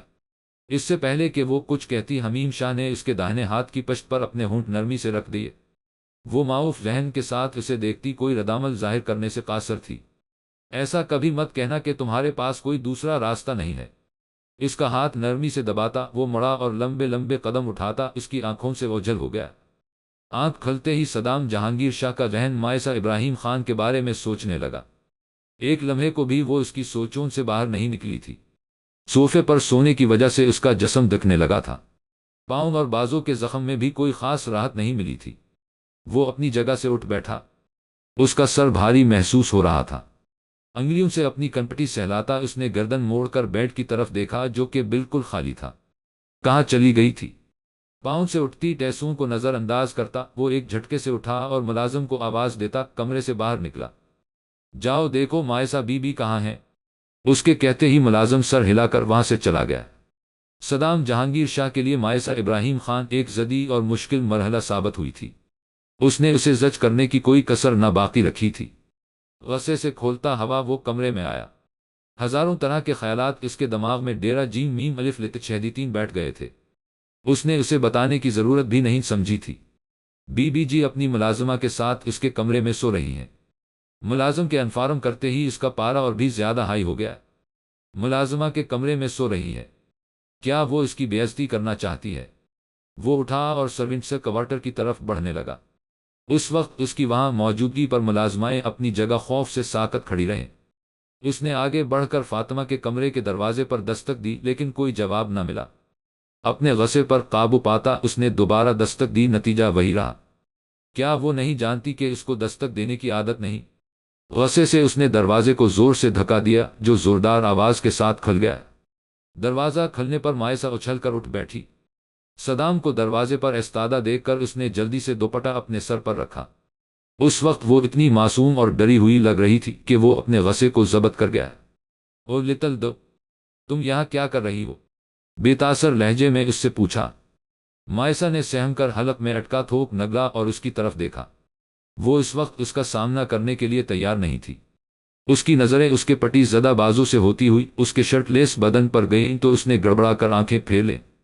مجھے وہاں نیند نہیں آ رہی تھی۔ چہرے پر آتی آوارہ لٹوں کو کان کے پیچھے اڑستے ہوئے وہ سر جھکا کر بولی، تو تمہیں مجھ سے کہنا چاہیے۔ اسے غصہ اس بات کا تھا کہ رات والے واقعے کے بعد بھی وہ اپنی خود کی حفاظت کو بالکل ہلکے میں لے رہی تھی۔ آپ سو رہے تھے، میں نے آپ کو جگانا بہتر نہیں سمجھا جبکہ آپ زخمی بھی تھے۔ ہنوز سر جھکائے بولی۔ صاف ظاہر تھا صدام اپنی محبت کو اچھی طرح دکھا رہا تھا، مائسہ اپنی محبت کو اچھی طرح محسوس کر رہی تھی، لیکن ان دونوں میں سے کوئی بھی اپنی محبت کا اظہار کرنے سے قاصر تھا۔ آج سے لوگ یہاں جمع ہونا شروع ہو جائیں گے، رشتہ دار وغیرہ تو خاص طور سے حویلی میں ڈیرہ جما لیں گے۔ آج پہلے تمہاری ہلدی کی رسم ہوگی، پھر رات میں ہماری منگنی کی خوشی میں سنگیت کی رسم ہوگی۔ لوگ اس شادی کا بے صبری سے انتظار کر رہے ہیں۔ اس کی کالی سیاہ آنکھیں اسے ہی دیکھ رہی تھیں، اس کی طرف سے کسی ردعمل کا انتظار کر رہی تھی۔ مائسہ نے جھکے ہوئے سر کو دھیرے سے اسبات میں ہلا دیا۔ اگر سامنے صدام کی جگہ کوئی اور ہوتا تو وہ اس سے جرا کرتی، اپنی ناساز طبیعت کو بہانہ بنا کر شادی کو ملتوی کرنے کی کوشش کرتی، لیکن وہ سر ہلا کر اپنے آنکھوں میں جمع آنسوؤں کو اپنے اندر ہی ضبط کر رہی تھی۔ میں تیار ہو جاؤں گی، اس کے دھیرے سے کہنے پر وہ اسبات میں سر ہلا گیا۔ نظریں اب بھی اس کے جھکے ہوئے سر پر ٹکی ہوئی تھی۔ وہ اس سے بات کرنا چاہتا تھا، اس کی ناساز طبیعت کا پوچھنا چاہتا تھا۔ وہ اسے اس بات کا یقین دلانا چاہتا تھا کہ وہ ہمیشہ اس کے ساتھ رہے گا، ہمیشہ اس سے محبت کرتا رہے گا، زندگی کی آخری سانس تک۔ وہ اسے کبھی کوئی تکلیف نہیں ہونے دے گا، اس کی آنکھوں میں کبھی آنسو نہیں آنے دے گا۔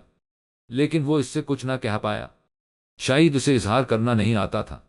اسے سوچوں میں ڈوبا چھوڑ لمبے لمبے ڈگ بھرتا وہ وہاں سے چلا گیا۔ ہلکے سروں میں میوزک بج رہا تھا۔ صدام کے رشتے کی ایک بوا مسکرا کر اس کی طرف بڑھے اور اس کے گلابی گالوں پر ہلکے سے ہلدی لگا دی۔ عورتیں اسی طرح ہنسی ٹھٹولیوں میں مگن ہلدی کی رسم کو بخوبی انجوائے کر رہی تھیں۔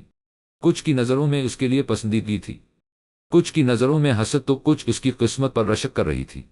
یہ ایک روشن دوپہر تھی اور ہوا بھی موقع و محل کے حساب سے کافی خوشگوار تھی۔ دیکھنے والوں کے لیے یہ ایک بہت شاندار اور بے مثال شادی ثابت ہونے والی تھی۔ مائسہ ابراہیم خان زبردستی کی مسکراہٹ ہونٹوں پر سجائے نیہا سے ہر ملنے والی عورتوں کا تعارف وصول کر رہی تھی، جن سے عنقریب صدام کی نسبت اس کا بھی رشتہ جڑنے والا تھا۔ صدام جہانگیر شاہ کا خاندان کافی بڑا تھا۔ اس کی رشتے کی بہت ساری خالہ پھوپھیاں دادیاں اور نانیاں تھیں، جن کا تعارف وصول کرتے کرتے وہ اب تھک گئی تھی۔ وہ یہاں کسی کو نہیں جانتی تھی، یہی وجہ اسے الجھن کا شکار بنا رہی تھی۔ کس طرح کی شادی تھی؟ کیسے لوگ تھے؟ کس طرح کا تھا یہ فنکشن؟ کیا تم تھک گئی ہو؟ اس کے بازوں پر ہلدی لگاتے ہوئے نیہا نے نرمی سے پوچھا تو وہ ہلدی کی ٹھنڈک خود کے اندر جذب کرتے دھیرے سے سر اسبات میں ہلا گئی۔ دلہن بہت خوبصورت ہے۔ یقینا اس کی خوبصورتی نے ہی صدام کو اپنی طرف مائل کیا ہوگا، ورنہ اس کی خصلت ایسی کہاں کہ ایک چیز پر اکتفا کر لے۔ ماریہ کی بات سے باقی عورتیں بھی اتفاق رکھتی تھیں، وجہ جو بھی ہو، لیکن یہ ایک پیرے الف لت چھیدی گاؤں کی لڑکی ہے جسے کبھی ہمارے گاؤں والے اپنائیں گے۔ صدام کو بہت جلد اپنی غلطی کا احساس ہو جائے گا۔ فائقہ بیگم کے لہجے میں نفرت تھی۔ فائقہ بیگم صدام کے بابا سردار جہانگیر شاہ کے بچپن کے دوست اور رشتے کے بھائی بشارت چودھری کی بیوی تھی۔ ان کا اور صدام کا نہ صرف خاندانی رشتہ تھا بلکہ بزنس میں بھی 40% کی پارٹنرشپ تھی۔ فائقہ بیگم کی اکلوتی بیٹی ملائکہ صدام جہانگیر شاہ کی بچپن کی منگ تھی، لیکن صدام کے اس قدم نے ان رشتوں میں کھٹاس پیدا کر دی تھی۔ ہمیں اس بات کی بہت خوشی ہے کہ اتنا کچھ ہونے بعد بھی آپ نے ہمارے یہاں شرکت کی۔ لبنہ بیگم انہیں لیے باقی عورتوں سے الگ ہو گئی۔ میں یہاں صرف آپ کے کہنے پر آئی ہوں، ورنہ چودھری صاحب نے تو صاف منع کر دیا تھا یہاں آنے سے۔ وہ سخت ناراض ہیں آپ لوگوں سے۔ فائقہ بیگم کے لہجے میں خفگی کے ساتھ درشتگی بھی تھی۔ میں سب سمجھتی ہوں لبنہ بیگم، میری بات کا بھروسہ کریں، آپ کی بیٹی ہی صدام کی زندگی کا حصہ بنے گی۔ آپ مجھے اچھی طرح جانتی ہیں، ایک بات جو کہہ دیتی ہوں اسے پورا کرتی ہوں۔ میں اس 2% کی لڑکی کو اپنے بیٹے کی زندگی برباد نہیں کرنے دوں گی۔ ان کا لہجہ ضدی تھا۔ صرف آپ پر بھروسہ کر کے میں اپنی بیٹی کو داؤ پر لگا رہی ہوں، ورنہ میری بیٹی کو رشتوں کی کمی نہیں ہے۔ مجھے ناامید نہ کرنا لبنہ بیگم، ورنہ میں آپ کی اور آپ کے لاڈلے بیٹے کی زندگی اجیرن بنا دوں گی، دھمکی آمیز لہجے میں کہہ کر وہ وہاں سے ہٹ گئی۔ لبنہ بیگم نے نظر گھما کر سامنے بیٹھی مائسہ ابراہیم خان کی طرف دیکھا، جو مسکرا فاطمہ اور نیہا سے باتیں کر رہی تھی۔ نفرت کا ناگ ان کے ذہن پھن پھیلائے بیٹھا تھا۔ انہیں کچھ نہ کچھ کرنا تھا اور وہ بھی بہت جلد، ورنہ بازی اور بیٹے کے ساتھ ساتھ ان کی حکمرانی بھی ہاتھ سے نکل جائے گی۔ صدام بابا آلت چھیدی ہیں بی بی جی کو دیکھنے، ملازمہ کے زور سے کہنے پر وہاں پر موجود سبھی لڑکیاں معنی خیز انداز میں ہنسنے لگے۔ نیہا نے شرارتی نظروں سے اس کی طرف دیکھا۔ اس نے نظر اٹھا کر پردے کو دیکھا جس کے پیچھے یقیناً صدام کھڑا تھا۔ یہ یہاں کیا کر رہا ہے؟ کیا یہ نہیں جانتا کہ اس کو آنے کی اجازت نہیں ہے؟ کیا یہ اس کے اور حمیم شاہ کے بارے میں جان گیا تھا؟ کیا یہ جان گیا تھا کہ پچھلی رات ان دونوں کے بیچ کیا ہوا تھا؟ بیگنا ہو کر بھی وہ خود کو گناہگار سمجھنے لگی تھی۔ اس نے حمیم شاہ کو ایک اچھا دوست سمجھا تھا، وہ اس کے ساتھ ایسا کیسے کر سکتا تھا؟ اس کی رات والی حرکت کا مطلب کیا تھا؟ کیا وہ نہیں جانتا کہ وہ یہاں صرف صدام کی وجہ سے ہے؟ اس کا ہر تعلق صرف صدام جہانگیر شاہ سے ہے۔ یہ سب غلط تھا، بالکل غلط۔ اسے صدام کو سب کچھ بتا دینا چاہے وہ اسے مار ہی کیوں نہ دے۔ وہ اس گناہ کا بوجھ اٹھا نہیں سکتی جو اس نے کیا ہی نہیں، لیکن اسے خود سے زیادہ حمیم شاہ کی فکر تھی۔ اگر صدام نے اسے مار دیا تو سبھی مہمان کھانے کے لیے جا چکے تھے۔ صرف صدام کی کچھ کزنز ہی وہاں پر تھیں جو کہ مائسہ کو ہلدی لگانے کے ساتھ ہلکی پھلکی چھیڑ چھاڑ بھی کر رہی تھی۔ کھانے کے بعد صدام کی ہلدی کی رسم ادا ہونے والی تھی۔ دیکھیں ذرا بھائی کتنے اتاولے ہو رہے ہیں اپنی ہلدی میں نہائی ہوئی بیوی کو دیکھنے کے لیے۔ نیہا نے شرارت سے اس کی طرف دیکھ کر کہا تو پاس کھڑی ملازمہ نے منہ پر ہاتھ رکھ کر اپنی ہنسی ضبط کی۔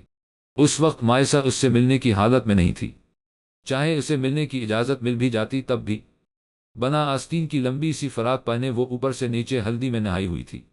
اس کی جگہ کوئی اور لڑکی ہوتی تو وہ اس حال میں اپنے ہونے والے میاں کے سامنے جا کر اسے ڈرانا نہ چاہتی۔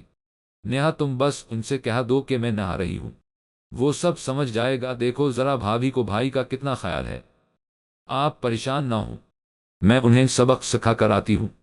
دروازے کی طرف بڑھنے سے پہلے نیہا نے اس کے گال پر پیار بھری چٹکی لی۔ مائسہ ابراہیم خان کو حیرانی ہو رہی تھی کہ ایسے سنگدل لوگوں کے بیچ میں اللہ نے اس زندہ دل لڑکی کو کیسے بھیج دیا۔ صدام جہانگیر شاہ دروازے کے باہر کھڑا تھا۔ اس کے انداز سے عجلت ظاہر ہو رہی تھی۔ اسے پتا تھا اس کے پاس زیادہ وقت نہیں ہے، کیونکہ کچھ ہی دیر بعد اس کی بھی ہلدی میں نہانے کی باری آنے والی تھی۔ خدا سلامت رکھے ان عورتوں کو جو سب کچھ بے دو چشمی ہے، لام الف لت شہدی 3 گپے مارنے میں مصروف تھی۔ پائل کی آواز پر وہ دروازے کی طرف ہمہ تن گوش ہو گیا، یہ سوچ کر کہ اس کی لٹل دو ہے، لیکن وہاں مائسہ کی جگہ نیہا تھی، جو چہرے پر بڑی ہی جاندار مسکراہٹ لیے سے ہی دیکھ رہی تھی۔ تو بھائی، کیا ہماری خاندانی رسمیں اتنی زیادہ ہو گئی ہیں کہ آپ کے اس بڑے سے رہن سے یہ چھوٹی سی بات بالکل ہی فراموش ہو گئی کہ اب آپ اپنی مائسہ سے مل تو کیا دیکھ بھی نہیں سکتے جب تک کہ پوری شادی نہیں ہو جاتی؟ اس کے شرارتی انداز پر لمحے بھر کو وہ ماضی میں کھو گیا۔ کافی عرصہ ہو گیا تھا ان دونوں نے ایک دوسرے کو اس طرح پریشان نہیں کیا تھا۔ میں نے سوچا کہ شاید میری چھوٹی سی پیاری سی بہن میری مسکین سی صورت دیکھ کر کوئی راستہ نکال دے۔ دلکش مسکراہٹ ہونٹوں پر سجائے وہ بولا، میں آپ کی مدد کر سکتی ہوں، لیکن اس کے لیے کو بہت بڑی قیمت ادا کرنی پڑے گی۔ اس کے ہاتھوں میں پھولوں کا گلدستہ اور ایک چھوٹا سا ڈبہ دیکھ کر وہ کچھ سوچ کر بولی، منظور ہے؟ وہ جلدی سے بولا۔ وہ اس موقع کو کھونا نہیں چاہتا تھا۔ اسی بہانے وہ اپنی اس حساس سی بہن کو خوبصورت سا تحفہ دے کر اپنے اور اس کے رشتے میں موجود دوری کو ختم کرنا چاہتا تھا۔ میری مرضی کے خلاف آپ میری شادی کسی امیرزادے سے اس کی زمین اور جائیداد دے کر نہیں کرائیں گے؟ اس کی بات پر اس نے حیرت سے اسے دیکھا۔ پلیز بھائی، اس کے لہجے میں الجھا تھی۔ وہ اس سے اس بات کی توقع نہیں رکھتا تھا۔ اس کی آواز بھاری اور سنجیدہ تھی، جبکہ چہرے پر الجھن کا تاثر تھا۔ میں نے آپ کی اور اماں کی باتیں سن لی تھیں۔ میں ابھی شادی نہیں کرنا چاہتی بھائی۔ اس کے چہرے پر افسردگی تھی۔ صدام جانتا تھا نیہا بابا کے سب سے قریب تھی۔ بابا اس سے سب سے زیادہ محبت کرتے تھے۔ وہ اپنا زیادہ تر وقت بابا کے ساتھ گزارتی تھی، لیکن بابا کی موت کے بعد اسے اپنی ماں کے ساتھ رہنے میں مشکل ہو رہی تھی۔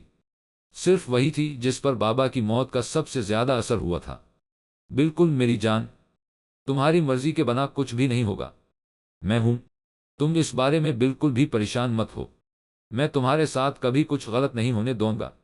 اسے خود سے قریب کرتے ہوئے پیار سے اس کے سر پر بوسہ دیا تو وہ اس کے چوڑے سینے میں چہرہ چھپا گئی۔ چلیں اب آپ اپنی بیوی سے مل لیں۔ بڑا سا پیلے رنگ کا بھاری پردہ مائسہ کے آگے گرا۔ مائسہ نے حیرانی سے اسے دیکھا، کیا ہو رہا ہے؟ اسی حیرانی سے اس نے نیہا کی طرف دیکھا جو سبھی لڑکیوں اور ملازماؤں کو باہر نکال رہی تھی۔ آپ بھائی سے ملنے والی ہیں، گھبرائیے مت، وہ آپ کو دیکھیں گے۔ اس سے پہلے کہ مائسہ اس سے کچھ کہتی پردہ اٹھا کر باہر چلی گئی۔ یا اللہ خیر، وہ پہلی ایسی دلہن بننے والی تھی جو اپنے ہلدی والے دن ہی دلہے سے ملنے کے خوف میں ہلدی میں لتھڑا بدن لیے مر گئی۔ پردے کے اس پار صدام کے وجود کی ہلکی سی جھلک دیکھ کر اس نے کندھے پر جھولتے بال کو پیچھے کیا۔ پردہ بہت زیادہ باریک نہیں تھا، جس کی وجہ سے وہ صرف صدام کے حرکت کرتے وجود کو دیکھ سکتی تھی، نہ کہ اس کا چہرہ یا کچھ اور۔ کیا کر رہی ہو؟ میرا مطلب کیسی طبیعت ہے؟ صدام نے پردے کے اس پار بیٹھے اس کے خوبصورت کو غور سے دیکھتے ہوئے پوچھا۔ میں بالکل ٹھیک ہوں۔ آپ کی چوٹ اب کیسی ہے؟ ڈاکٹر نے مجھے بتایا تھا کہ آپ کے زخم بہت گہرے ہیں۔ اس کا جواب سن کر وہ یقینی طور پر کہہ سکتا تھا، وہ اسے ہی دیکھ رہی ہے۔ ہاں زخم گہرے تو تھے، لیکن جو میں نے برداشت کیا ان کا اس سے کوئی مقابلہ نہیں۔ شاید میں اپنا سب کچھ کھو دینے کو تھا۔ اس نے نظریں جھکا کر ہاتھ میں پکڑے اس خوبصورت گلدستے کو دیکھنے لگا جو وہ اس کے لیے لایا تھا۔ یہ آخری موقع ہے شادی سے پہلے ہمارے ملنے کا۔ اس کے لہجے سے صاف ظاہر تھا کہ وہ ان رسموں سے تنگ آ چکا تھا۔ اسے ان سب سے کوئی فرق نہیں پڑتا تھا، لیکن صرف اپنی ماں اور خاندان کی عزت کی خاطر وہ ان رسموں کو برداشت کر رہا تھا، ورنہ اسے ایک پل کی بھی دوری مائسہ ابراہیم خان سے برداشت نہیں تھی، اور کہاں 3 دن کا طویل عرصہ۔ کیا اسے سب کچھ بتا دینا چاہے؟ مائسہ نے گلے میں اٹکا تھوک نگلا۔ شاید اس کی کوئی ضرورت نہیں تھی، اس کا انجان رہنا ہی مائسہ کے لیے بہتر تھا۔ شادی سے پہلے اس کے عتاب کا نشانہ نہیں بننا چاہتی تھی۔ اس نے دھیرے سے کہا، کیا تھا اس کے ہاتھوں میں؟ کیا وہ اس کے لیے تھا؟ اپنا خیال رکھنا اور خود کو آنے والے لمحوں کے لیے تیار کر لینا، ورنہ ایسا نہ ہو کہ مجھے شادی والے دن ہی تمہاری الٹی سیدھی حرکت کی سزا دینی پڑے۔ یاد رکھنا لٹل دو، اس بار سزا بہت سخت ہوگی۔ سخت آواز میں کہتا وہ مانی خیزی سے مسکرایا۔ اس نے سوچا کہ شاید وہ اب بدل گیا ہے، لیکن اس کے جیسا ڈھیٹ اور بدتمیز انسان اس نے آج تک نہیں دیکھا تھا۔ اپنے لفظوں سے آپ مجھے ڈرا نہیں سکتے، اور ویسے بھی میں آپ سے بات نہیں کر رہی۔ اس نے خفگی سے اتنا کچھ بول گئی کیونکہ اس وقت کالی سحرانگیز آنکھیں پردے میں چھپی ہوئی تھیں۔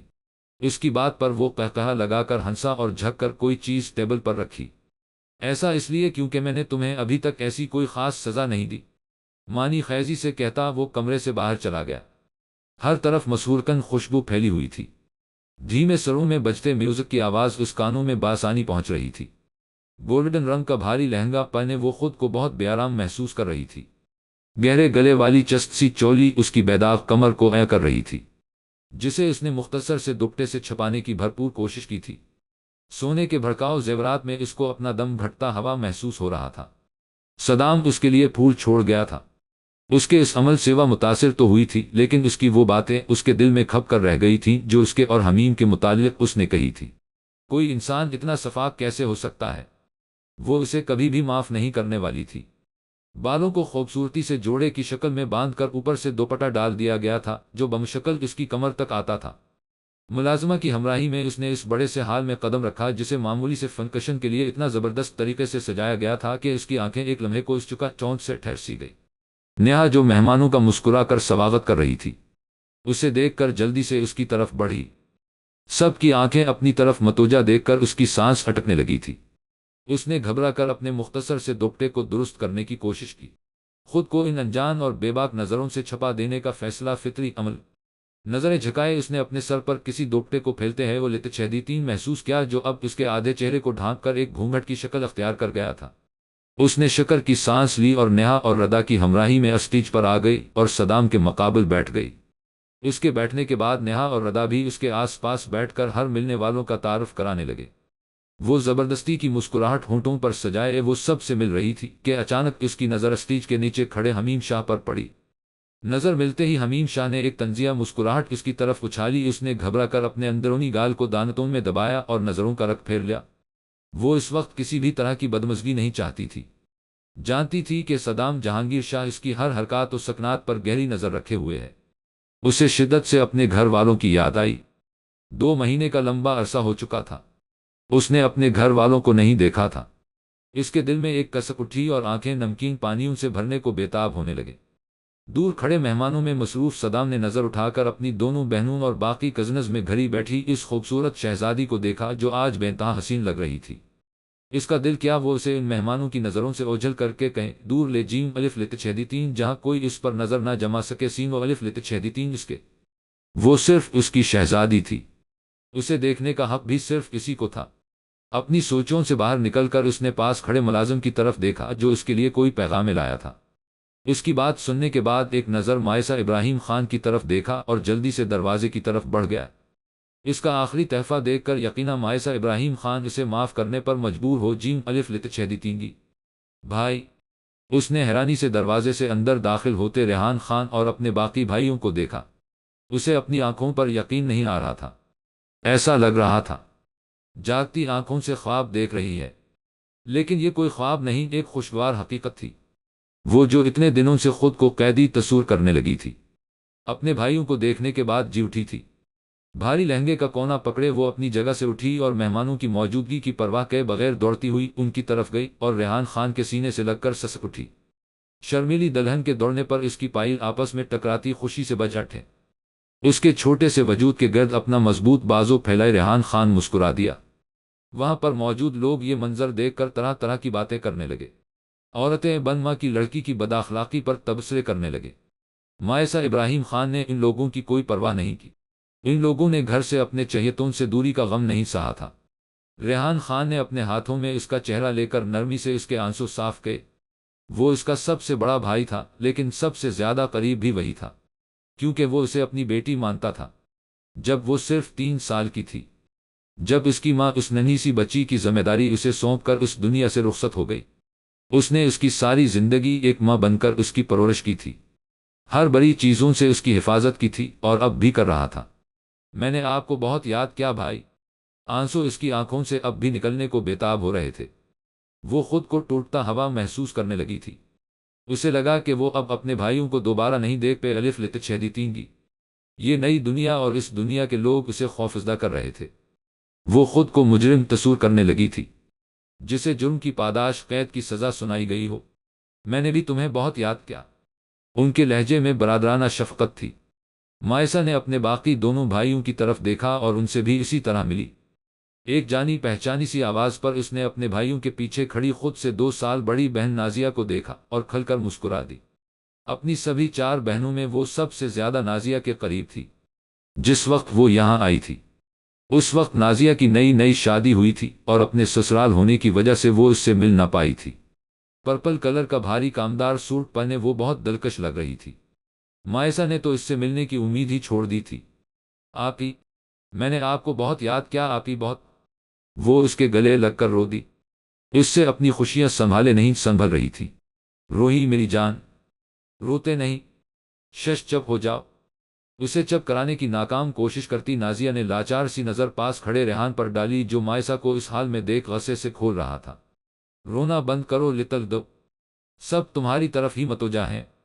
میں کوئی ڈرامہ نہیں برداشت کر سکتا۔ صدام کی دبی دبی سی سخت آواز پر مائسہ ابراہیم خان نے خود کو سنبھالا اور نظریں جھکا کر آنسو صاف کرنے لگی۔ وہ خود بھی کوئی ڈرامہ نہیں چاہتی تھی۔ میں پوچھ سکتا ہوں، تم نے میری بہن کو ایسے عجیب سے کپڑے کیوں پہنا رکھے؟ امان نے صدام کو گھورتے ہوئے سخت لہجے میں کہا۔ صدام نے اس دبلے پتلے جسم کے مالک لڑکے کو گھور کر دیکھا جو اس سے اسی کے گھر میں اس لہجے میں بات کرنے کی گستاخی کر بیٹھا تھا۔ وہ جانتا تھا ان سے دوستانہ تعلقات ہموار کرنا ایک مشکل کام ہے، لیکن اسے اتنا کچھ برداشت کرنا پڑے گا، یہ وہ نہیں جانتا تھا۔ تمہیں یاد کرا دوں کہ یہ اب میری ہے اور میں اسے جیسے چاہوں ویسے کپڑے پہناؤں یا نہ پہناؤں، تمہیں بولنے کا کوئی حق نہیں ہے۔ اس کی بےہودہ بات پر ان سب کا پارا ہائی ہو گیا تھا، جبکہ مائسہ نے حیرت سے اس کی طرف دیکھا۔ اس کی آنکھوں میں ایک عجیب صادق تھا۔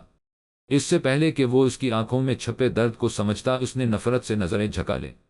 وہ منہ میں دھیرے سے کچھ بڑبڑا کر رہ گیا۔ وہ 3 نوجوان نفرت بھری نظروں سے اسے گھور رہے تھے، جبکہ ان میں سے سب سے بڑا آگے بڑھا۔ اس کی آنکھیں بے انتہا سرخ تھیں۔ کوشش کر کے دیکھو میں تمہارا کیا حشر کرتا ہوں۔ اس کی آنکھوں میں آنکھیں ڈالے وہ مضبوط لہجے میں بولا۔ اس کا انداز اب صدام کی برداشت سے باہر ہو رہا تھا۔ صدام اس کے چیلنج کا جواب دینے کے لیے آگے بڑھا ہی تھا کہ مائسہ نے بیچ میں آ کر ریحان کو پیچھے کی طرف دھکیلا۔ اس کی آواز سخت اور نظریں تنبیہی تھی۔ تم سب میرے مہمان ہو، مجھے امید ہے کہ شادی تک پوری عزت کے ساتھ تم لوگ رکو گے۔ جیسی برتاؤ تم کرو گے ویسا میرا ہوگا۔ عزت کے بدلے عزت اور ذلت کے بدلے ذلت۔ اور ایک بات اور، اس وقت تم لوگ میری زمین پر ہو، مت بھولو کہ میں تمہارا سردار ہوں۔ اس لیے جو بھی بولنا سوچ سمجھ کر بولنا، ورنہ بے عزت کرنے میں مجھے وقت نہیں لگتا۔ سخت لہجے میں انہیں ذہن نشین کراتا اس نے مائسہ کو ایک نظر دیکھا اور مڑ کر اسٹیج کی طرف بڑھ گیا۔ مائسہ نے پاس کھڑے امان کے ہاتھ کو تھپتھپا کر اس کا غصہ کرنے کی کوشش کی۔ امان اس کی سچویشن کو سمجھتا اسے خود سے لگا لیا۔ نیہا اسے لینے کے لیے اس کی طرف آئی تو وہ آنسو صاف کرتی اس کے ساتھ اسٹیج کی طرف بڑھ گئی جہاں صدام جہانگیر شاہ کروفر سے بیٹھا اسے ہی دیکھ رہا تھا۔ وہ جیسے خود پر ظلم کر رہی تھی۔ اسے اس ماحول میں گھٹن ہونے لگی تھی۔ یہ ماحول، یہ محفلیں اس کے مزاج کا خاصہ نہیں تھی۔ وہ یہاں کسی کو نہیں جانتی تھی اور نہ ہی کوئی اس سے بولنا پسند کرتا تھا۔ اس بھیڑ میں بھی وہ اکیلی تھی، بالکل اس چمیلی کے پھول کی طرح جسے ایک اچھے قسم کے گلاب کے گلدستے میں لگا دیا گیا ہو۔ منفرد، اکیلا اور سہما ہوا، جسے کوئی بھی آسانی اکھاڑ کر پھینک سکتا تھا۔ تو تم کہنا چاہتی ہو کہ تمہیں اس سے نفرت ہے؟ بیڈ پر لیٹی نازیہ نے اس کی طرف مڑ کر دیکھا جو ڈریسنگ ٹیبل پر بیٹھی اپنے زیورات اتار رہی تھی۔ مائسہ ابراہیم خان ہلکی سی سانس ہوا کے سپرد کر کے اپنی انگوٹھیاں اتارنے لگی۔ اس کی نظر لمحے بھر کو سونے کے اس چھلے کے اوپر ٹک گئی جو منگنی کی نشانی کے طور پر اس کی انگلی میں اس وقت موجود تھی۔ بیدری سے اسے بھی اتارا اور اسی طرح ڈریسنگ ٹیبل پر پڑا رہنے دیا۔ اس نے مجھے بہت ڈرایا ہے۔ میں زندگی میں اتنا کسی سے نہیں ڈری جتنا اس سے خوف محسوس کرتی ہوں۔ وہ ایک شدت پسند، نہایت ہی بدتمیز اور گھمنڈی انسان ہے۔ لوگوں کو قتل کرنا اس کے لیے معمولی سی بات ہے۔ وہ بالکل ویسا نہیں ہے جیسا خاکہ میں نے اپنے ہمسفر کے بنا رکھا ہے۔ اپنے دل کی بھڑاس نکالتی وہ بیڈ پر آ کر بیٹھ گئی جہاں نازیہ بے ڈھنگے پن سے لیٹی ہوئی تھی۔ اسے اس بات کی بہت خوشی تھی کہ اس کی بہن یہاں اس وقت اس کے ساتھ تھی۔ اسے شدت سے ایک ایسے ساتھی کی چاہ تھی جس سے وہ اپنے دل کی باتیں کہہ سکے۔ اپنے خیالات اپنی سوچ ظاہر کر سکے، جو اسے سنے اور اس کا ساتھ دے۔ اور نازیہ سے بہتر ساتھی اس کے لیے کوئی نہیں تھا۔ کوئی تو تھا جس کے ساتھ وہ اس شادی کو پایہ تکمیل تک پہنچا سکتی تھی، ایک ایسی شادی جس نے اسے خوف و دہشت میں مبتلا کر رکھا تھا۔ یہ سب بالکل ایک ڈراؤنے خواب کی طرح تھا، بالکل الگ ماحول، عجیب و غریب سی رسمیں اور صدام جہانگیر شاہ، حالانکہ وہ اس کے دل کے کچھ حصوں پر فتح حاصل کر چکا تھا، ان پھولوں اور اس کے گھر کو بلا کر، لیکن پھر بھی اس کے دل پر پھیلی اس نفرت کی چادر کو وہ ہٹا نہ پایا تھا جو پہلی ملاقات سے اب تک برقرار تھی۔ میں سمجھ سکتی ہوں، یہ ایک فطری عمل ہے۔ میں بھی اپنی شادی سے پہلے خوفزدہ تھی اور تمہارا معاملہ تو بالکل الگ ہے، لیکن تمہیں اللہ پر بھروسہ کرنا چاہے روحی، وہ تمہارے ساتھ ہمیشہ ہے اور رہے گا، انشاءاللہ کچھ بھی برا نہیں ہوگا۔ نازیہ نے اس کا چہرہ اپنے ہاتھوں میں لے کر نرمی سے سمجھایا تو وہ سر ہلا کر مسکرا دی۔ اچھا یہ تو بتاؤ، وہ ہینڈسم کا بندہ کون تھا جس کی نظریں پورے فنکشن میں تم پر جمی ہوئی تھی؟ نازیہ نے اس کے پھولے ہوئے گالوں میں چٹکی لے کر پوچھا تو مائسہ نے اس کے اس عمل پر غصے سے گھورا۔ اسے اس چیز سے نفرت تھی، جب کوئی اس کے گالوں پر چٹکی لیتا اسے ایسا لگتا جیسے وہ بہت موٹی ہے۔ کون؟ سنترے کا چھلکا اتارتے اس نے ناسمجھی سے پوچھا۔ اس کی دوسری عجیب عادت اس کی بے وقت کھانے کی تھی۔ صدام نہیں بیوقوف، وہ لمبا سا ہینڈسم سا بندہ، کسرتی بدن کا مالک جس کے بال ہلکے گھنگھرالے اور ہیزل گرین آنکھوں میں عجیب سی چمک ہے۔ اس کے تفصیلی خاکہ کھینچنے پر مائسہ نے اپنا نچلا ہونٹ دانتوں میں دبا لیا۔ لمبے بالوں کو پشت پر پھینکتے ہوئے اسے رات والا واقعہ یاد آیا اور اس کے ساتھ احساس جرم بھی۔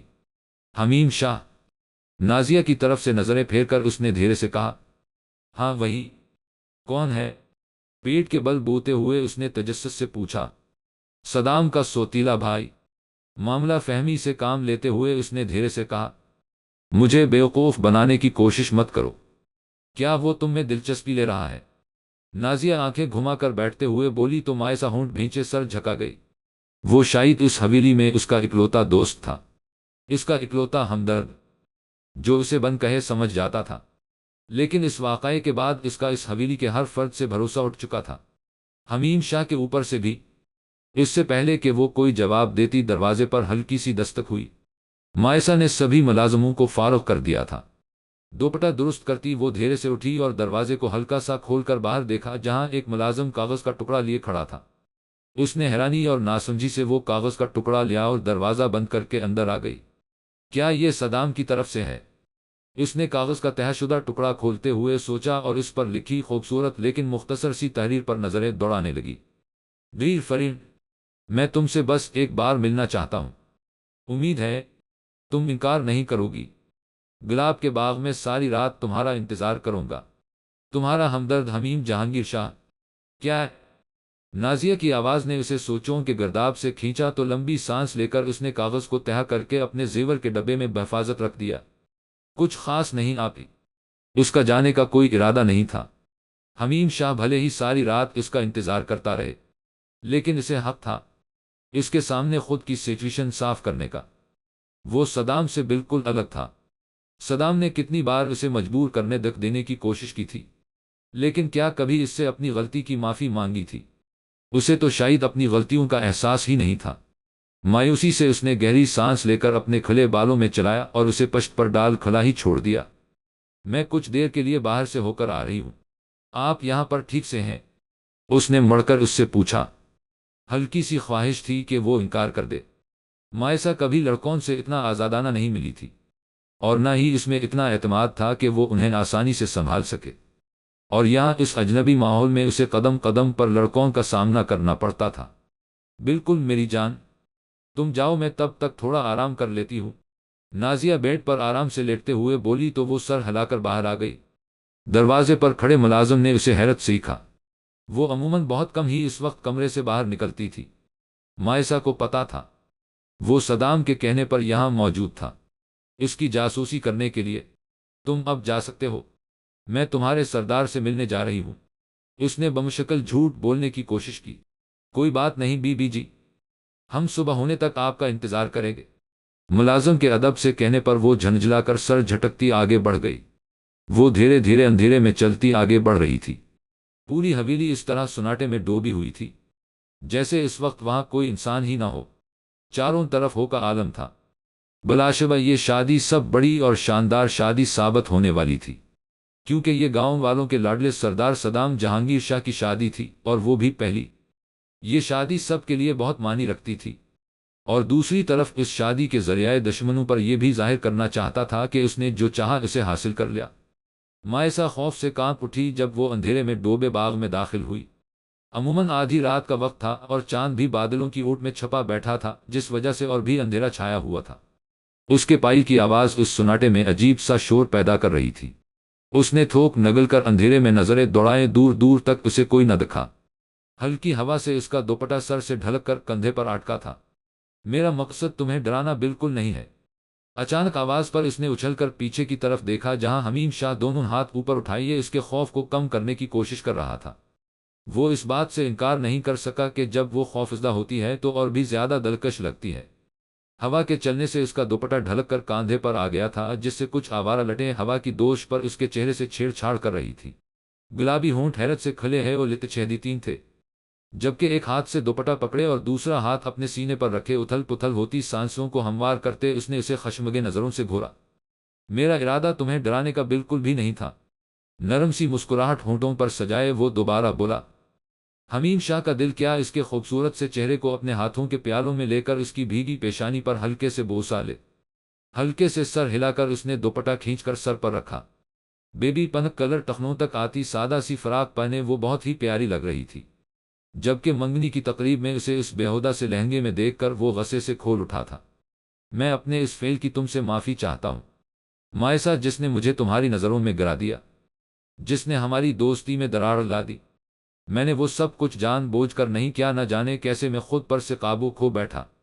मैं दिल से माफी चाहता हूं। उसके लहजे में नदामत थी। पर तुमने मेरे भरोसे को तोड़ दिया हमीम शाह। तुम जानते थे कि मैं तुम्हारे भाई से मंसूब हूं, फिर भी तुमने। वो इसकी आंखों में खौफ की लहर आसानी से देख सकता था। वो डरी हुई थी।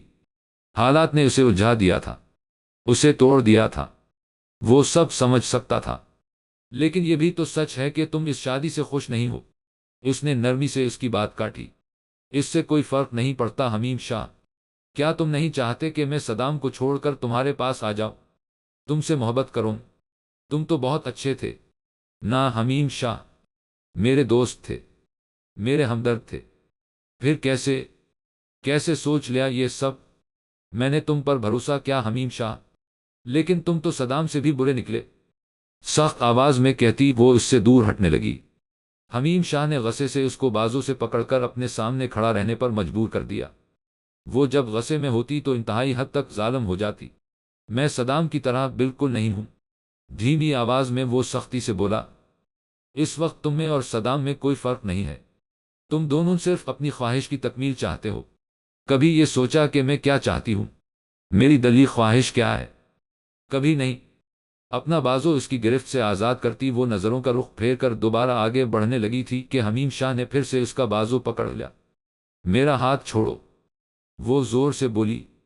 मेरी बात सुने बना मत जाओ प्लीज मायसा, मुझे समझने की कोशिश करो। मैं गलती पर था, मुझे एहसास हो गया है। मैं इस दिन के लिए तुमसे माफी चाहता हूं। गहरी सांस लेकर उसके बाजू को आजाद कर दिया। मायसा ने मुड़कर उसकी तरफ देखा, उसकी आंखों में वाकई शर्मिंदगी थी। मैं अपनी दोस्ती को दोबारा हमवार करना चाहता हूं। मैं अपनी इस दोस्त को ढूंढ रहा हूं जो बहुत नरम दिल है, जिसे सिर्फ मोहब्बत करना आता है। लंबी सांस लेकर मायसा ने कुछ बोलने के लिए मुंह खोला ही था कि सुनाटे को चीरती एक दिलखराश चीख उनकी समात से टकराई। मायसा, तुम इससे मिल नहीं सकते, इन खूबसूरत आंखों को देख नहीं सकते, इस मासूम और मशहूरकन हसन को छू नहीं सकते। अपनी बेचैन कैफियत से उलझकर वो सोते से उठ बैठा और गस्से से अपने सल्की लंबे बालों में अंगलियां चलाने लगा। उसे इस शख्स पर गुस्सा आ रहा था जिसने शादी से पहले दुल्हा दुल्हन के मिलने पर पाबंदी लगा रखी थी।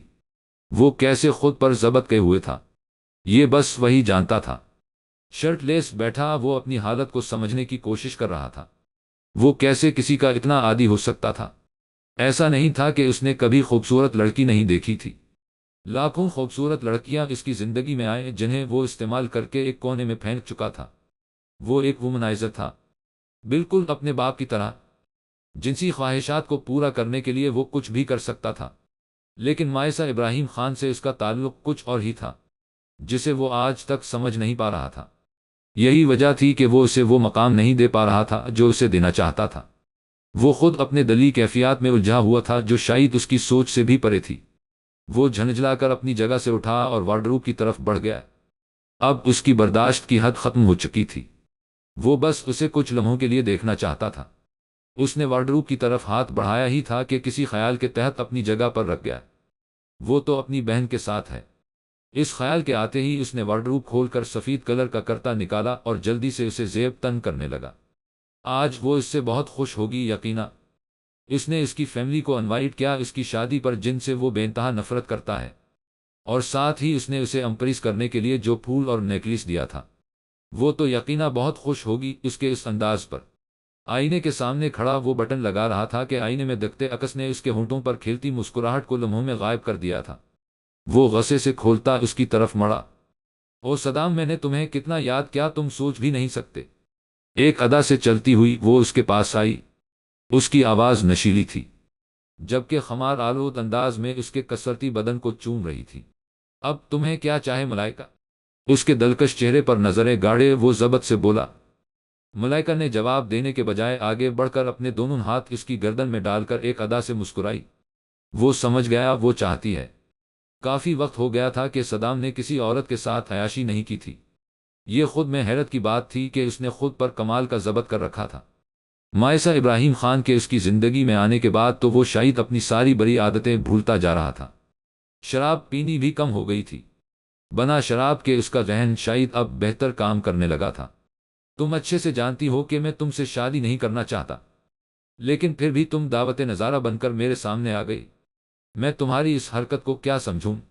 اس نے اس کے بہت گہرے گلے کی طرف چوٹ کی جو واقعی میں دعوت نظارہ بنا ہوا تھا۔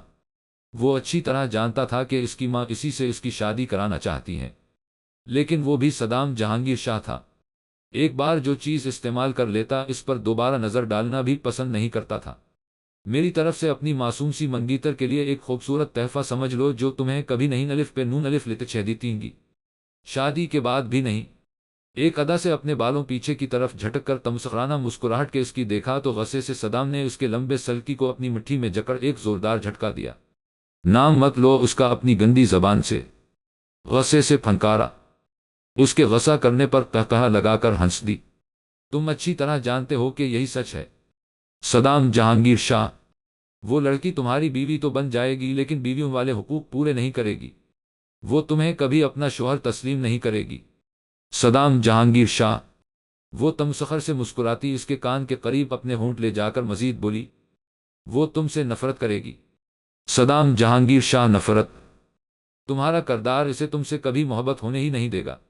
اس کے الفاظ اسے تمانچے کی طرح لگے تھے، اور ویسے بھی وہ سچ کہہ رہی تھی۔ مائسہ ابراہیم خان ایک ضدی چڑیا تھی جو کبھی اسے اپنا آپ نہیں سونپے گی۔ محبت تو کافی دور کی بات ہے۔ مائسہ ابراہیم خان سردار صدام جہانگیر شاہ کے ایک مشکل مرحلہ ثابت ہونے والی تھی۔ مجھے تم سے محبت کرنے دو صدام، جب تک ہم آزاد ہیں۔ اس کے چوڑے جبڑے پر اپنی مخروطی انگلیاں پھیرتی وہ دلکشی سے بولی تو وہ خود پر ضبط کھوتا مسرور سا مسکرا دیا اور ایک جھٹکے سے اسے بیڈ پر دھکا دے کر خود بھی اس پر گر گیا۔ خوف کی ایک تیز لہر اس کے پورے رگوں میں سرایت کر گئی۔ وہ جھٹکے سے مڑی اور تیزی سے باغ سے باہر نکلنے لگی۔ مائسہ! حمیم شاہ بھی اسے پکارتا اس کے پیچھے دوڑا۔ سنسان راہداری میں اس کے پائی کا شور ایک عجیب سا ساز پیدا کر رہا تھا۔ وہ تیزی سے اپنے کمرے کی طرف بڑھی۔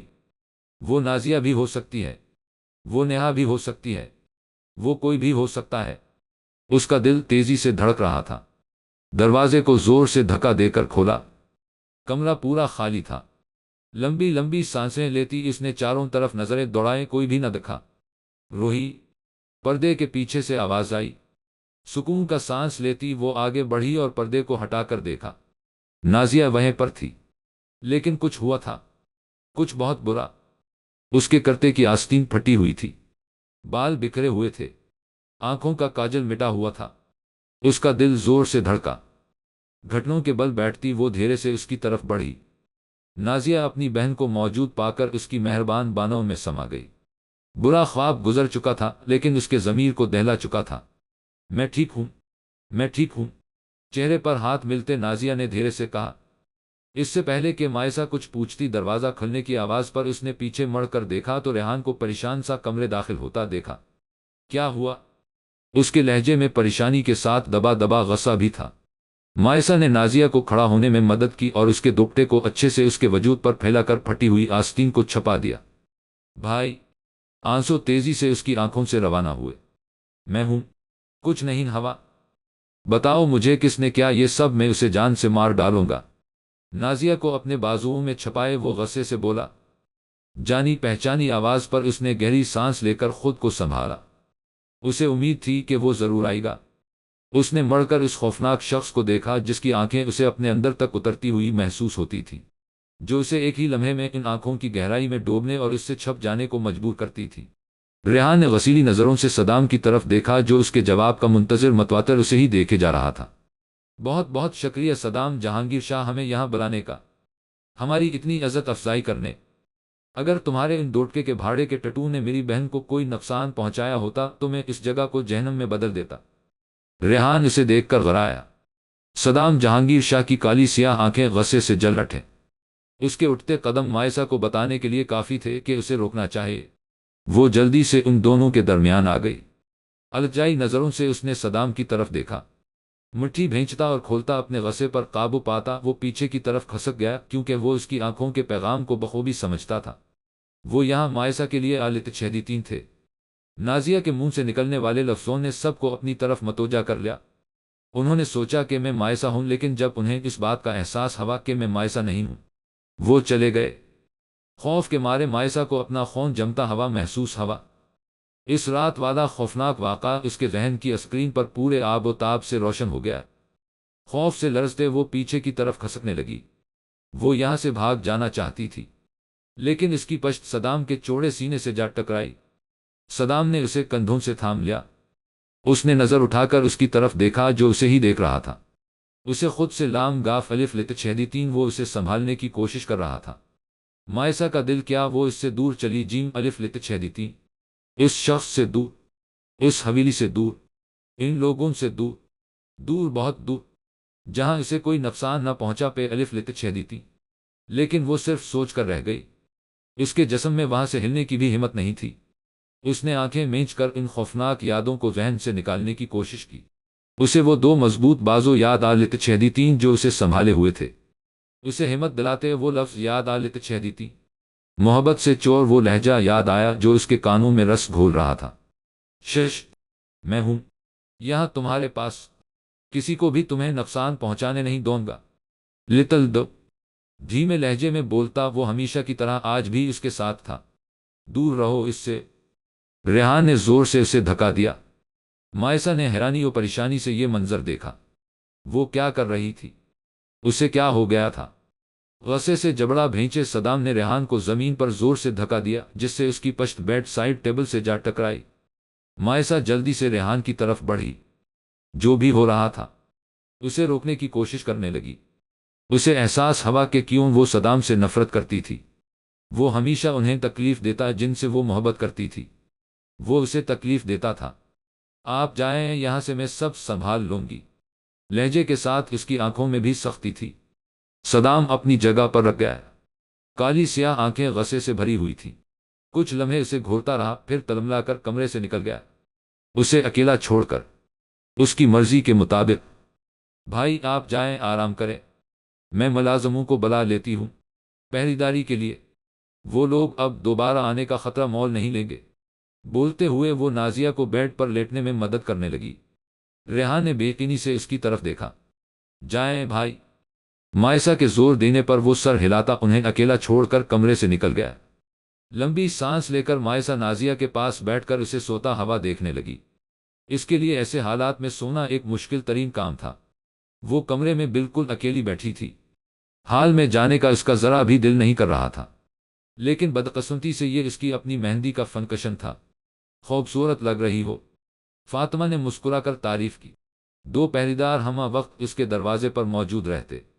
مائسا نے مسکرا کر اس کی طرف دیکھا۔ وہ اپنے چہرے پر آتی ان آوارہ لٹوں سے بالکل پریشان ہو چکی تھی۔ چوڑیوں کی آواز پر اس نے مڑ کر دیکھا تو نیہا مسکراتے ہوئے کمرے میں داخل ہو رہی تھی۔ ابھی تک اس بات کا پتہ نہیں چل پایا تھا کہ رات والے واقعے کے پیچھے کس کا ہاتھ ہے۔ حویلی مہمانوں سے بھری ہوئی تھی، کوئی بھی ہو سکتا تھا۔ آپ تیار ہو گئی؟ نیہا نے اس سے پوچھا۔ پہلے رنگ کا لہنگا پہنے وہ بہت پیاری لگ رہی تھی۔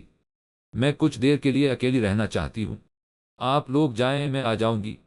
اس کے کہنے پر نازیہ نے پریشان سی نظر اس کے اوپر ڈالی۔ مائسہ اس کی پریشانی سمجھ سکتی تھی، لیکن اسے کچھ وقت کی درکار تھی۔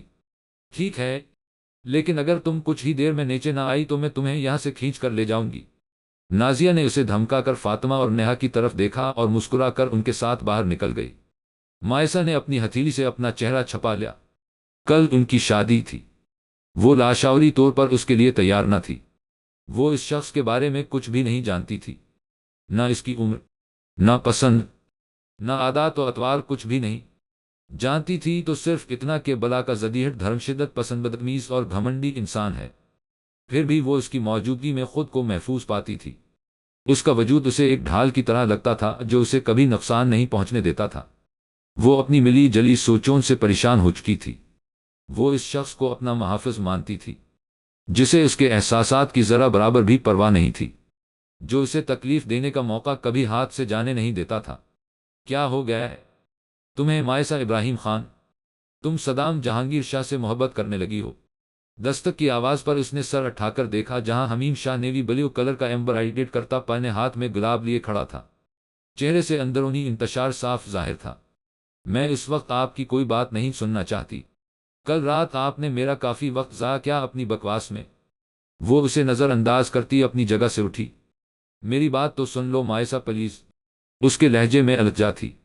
کیا سنوں؟ یہ کہ آپ مجھ سے شادی کرنا چاہتے ہیں، یا یہ کہ میں صدام کو چھوڑ کر آپ کو اپنا لوں؟ یہی کہنا چاہتے تھے نہ کل رات؟ اس کے لہجے کی بدگمانی پر وہ تڑپ اٹھا۔ بخدا میں ایسی کوئی بات نہیں کہنا چاہتا تھا، اور نہ ہی میرا ایسا کوئی ارادہ ہے۔ میں تو صرف ہمارا پرانا رشتہ قائم کرنا چاہتا ہوں، ہماری دوستی کا رشتہ، وہ رشتہ جس میں اعتبار تھا، بھروسہ تھا، محبت تھی۔ اس کی ہیزل گرین آنکھیں اس کے لہجے کی سچائی کو ثابت کر رہی تھی۔ مائسہ نے اپنا نچلا ہونٹ دھیرے سے کچلا۔ وہ شاید سچ کہہ رہا تھا، وہ اس پر بھروسہ کرنا چاہتی تھی، اس کی وجہ سے وہ یہاں ایڈجسٹ کرنے میں کامیاب ہو سکتی تھی۔ منظور ہے؟ اس کے کہنے پر اس نے مسکرا کر جھک کر ایک ادا سے گلاب اسے پیش کیا، جسے اس نے مسکرا کر قبول کر لیا۔ یہ ایک بہت سرخ گلاب تھا، کانٹوں سے آزاد۔ بس فرق تھا تو صرف اس بات کا کہ یہ گلاب تھا، نہ کہ وائلٹ پیونی۔ مائسہ سوتے سے اٹھ بیٹھی۔ کمرے میں چاروں طرف اندھیرے کا راج تھا، لیکن کمرے سے باہر کی دنیا میں روشنی اور چہل پہل مچی ہوئی تھی۔ یہ سناٹا اسے عجیب سا سکون دے رہا تھا۔ آج شادی کا دن تھا، ایک غیر معمولی شادی کا دن۔ اس نے شدت سے آنکھیں مینچ لیں۔ کھڑکیوں پر پڑے بھاری پردوں سے چھن کر آتی روشنی تک کو وہ دیکھنا نہیں چاہتی تھی۔ اس شادی کے لیے وہ اب تک خود کو ذہنی طور پر تیار نہ کر پائی تھی۔ وہ ایسے شخص سے شادی بالکل نہیں کرنا چاہتی تھی جس کے بارے میں وہ کچھ بھی نہیں جانتی تھی، اور شاید وہ بھی اس کے بارے میں کچھ نہیں جانتا تھا۔ فرار کا کوئی راستہ نہیں تھا۔ وہ جیسے اس شخص کی ذات میں قید ہو کر رہ گئی تھی۔ اسے اپنا دم گھٹتا ہوا محسوس ہونے لگا تھا۔ دروازہ کھلنے کی آواز پر اس نے اپنے دونوں بازو مضبوطی سے ارد گرد لپیٹ لیے۔ فاطمہ گلاس میں کچھ لیے اندر داخل ہوئی۔ السلام علیکم، میں نے سوچا تم سو رہی ہو، نرمی سے بولتی وہ بیڈ پر اس کے پاس بیٹھ گئی۔ مائسہ نے ایک بے جان سی مسکراہٹ ہونٹوں پر سجا کر نظریں جھکا لیں۔ میں تمہارے لیے شہد والا پانی لائی ہوں۔ کیا تمہاری مہندی کا رنگ گہرا ہوا؟ کہا جاتا ہے کہ اگر تمہاری مہندی کا رنگ گہرا ہوا تو اس کا مطلب تمہارا شوہر تم سے بہت محبت کرتا ہے۔ مائسہ نے اس کی بات بیچ میں اچک کر پوری کی اور سر جھکا کر اپنے ہاتھ دیکھنے لگی۔ وہ خوفزدہ تھی، وہ دیکھنا نہیں چاہتی تھی اپنی مہندی، جس طرح وہ رات میں ہونے والی تقریب کو لے کر خائف تھی۔ میں جانتی ہوں تم خوفزدہ ہو، یہ سب ویسا نہیں ہے جیسا تم نے سوچا تھا، پر تم جو بھی کر رہی ہو بہت اچھا کر رہی ہو۔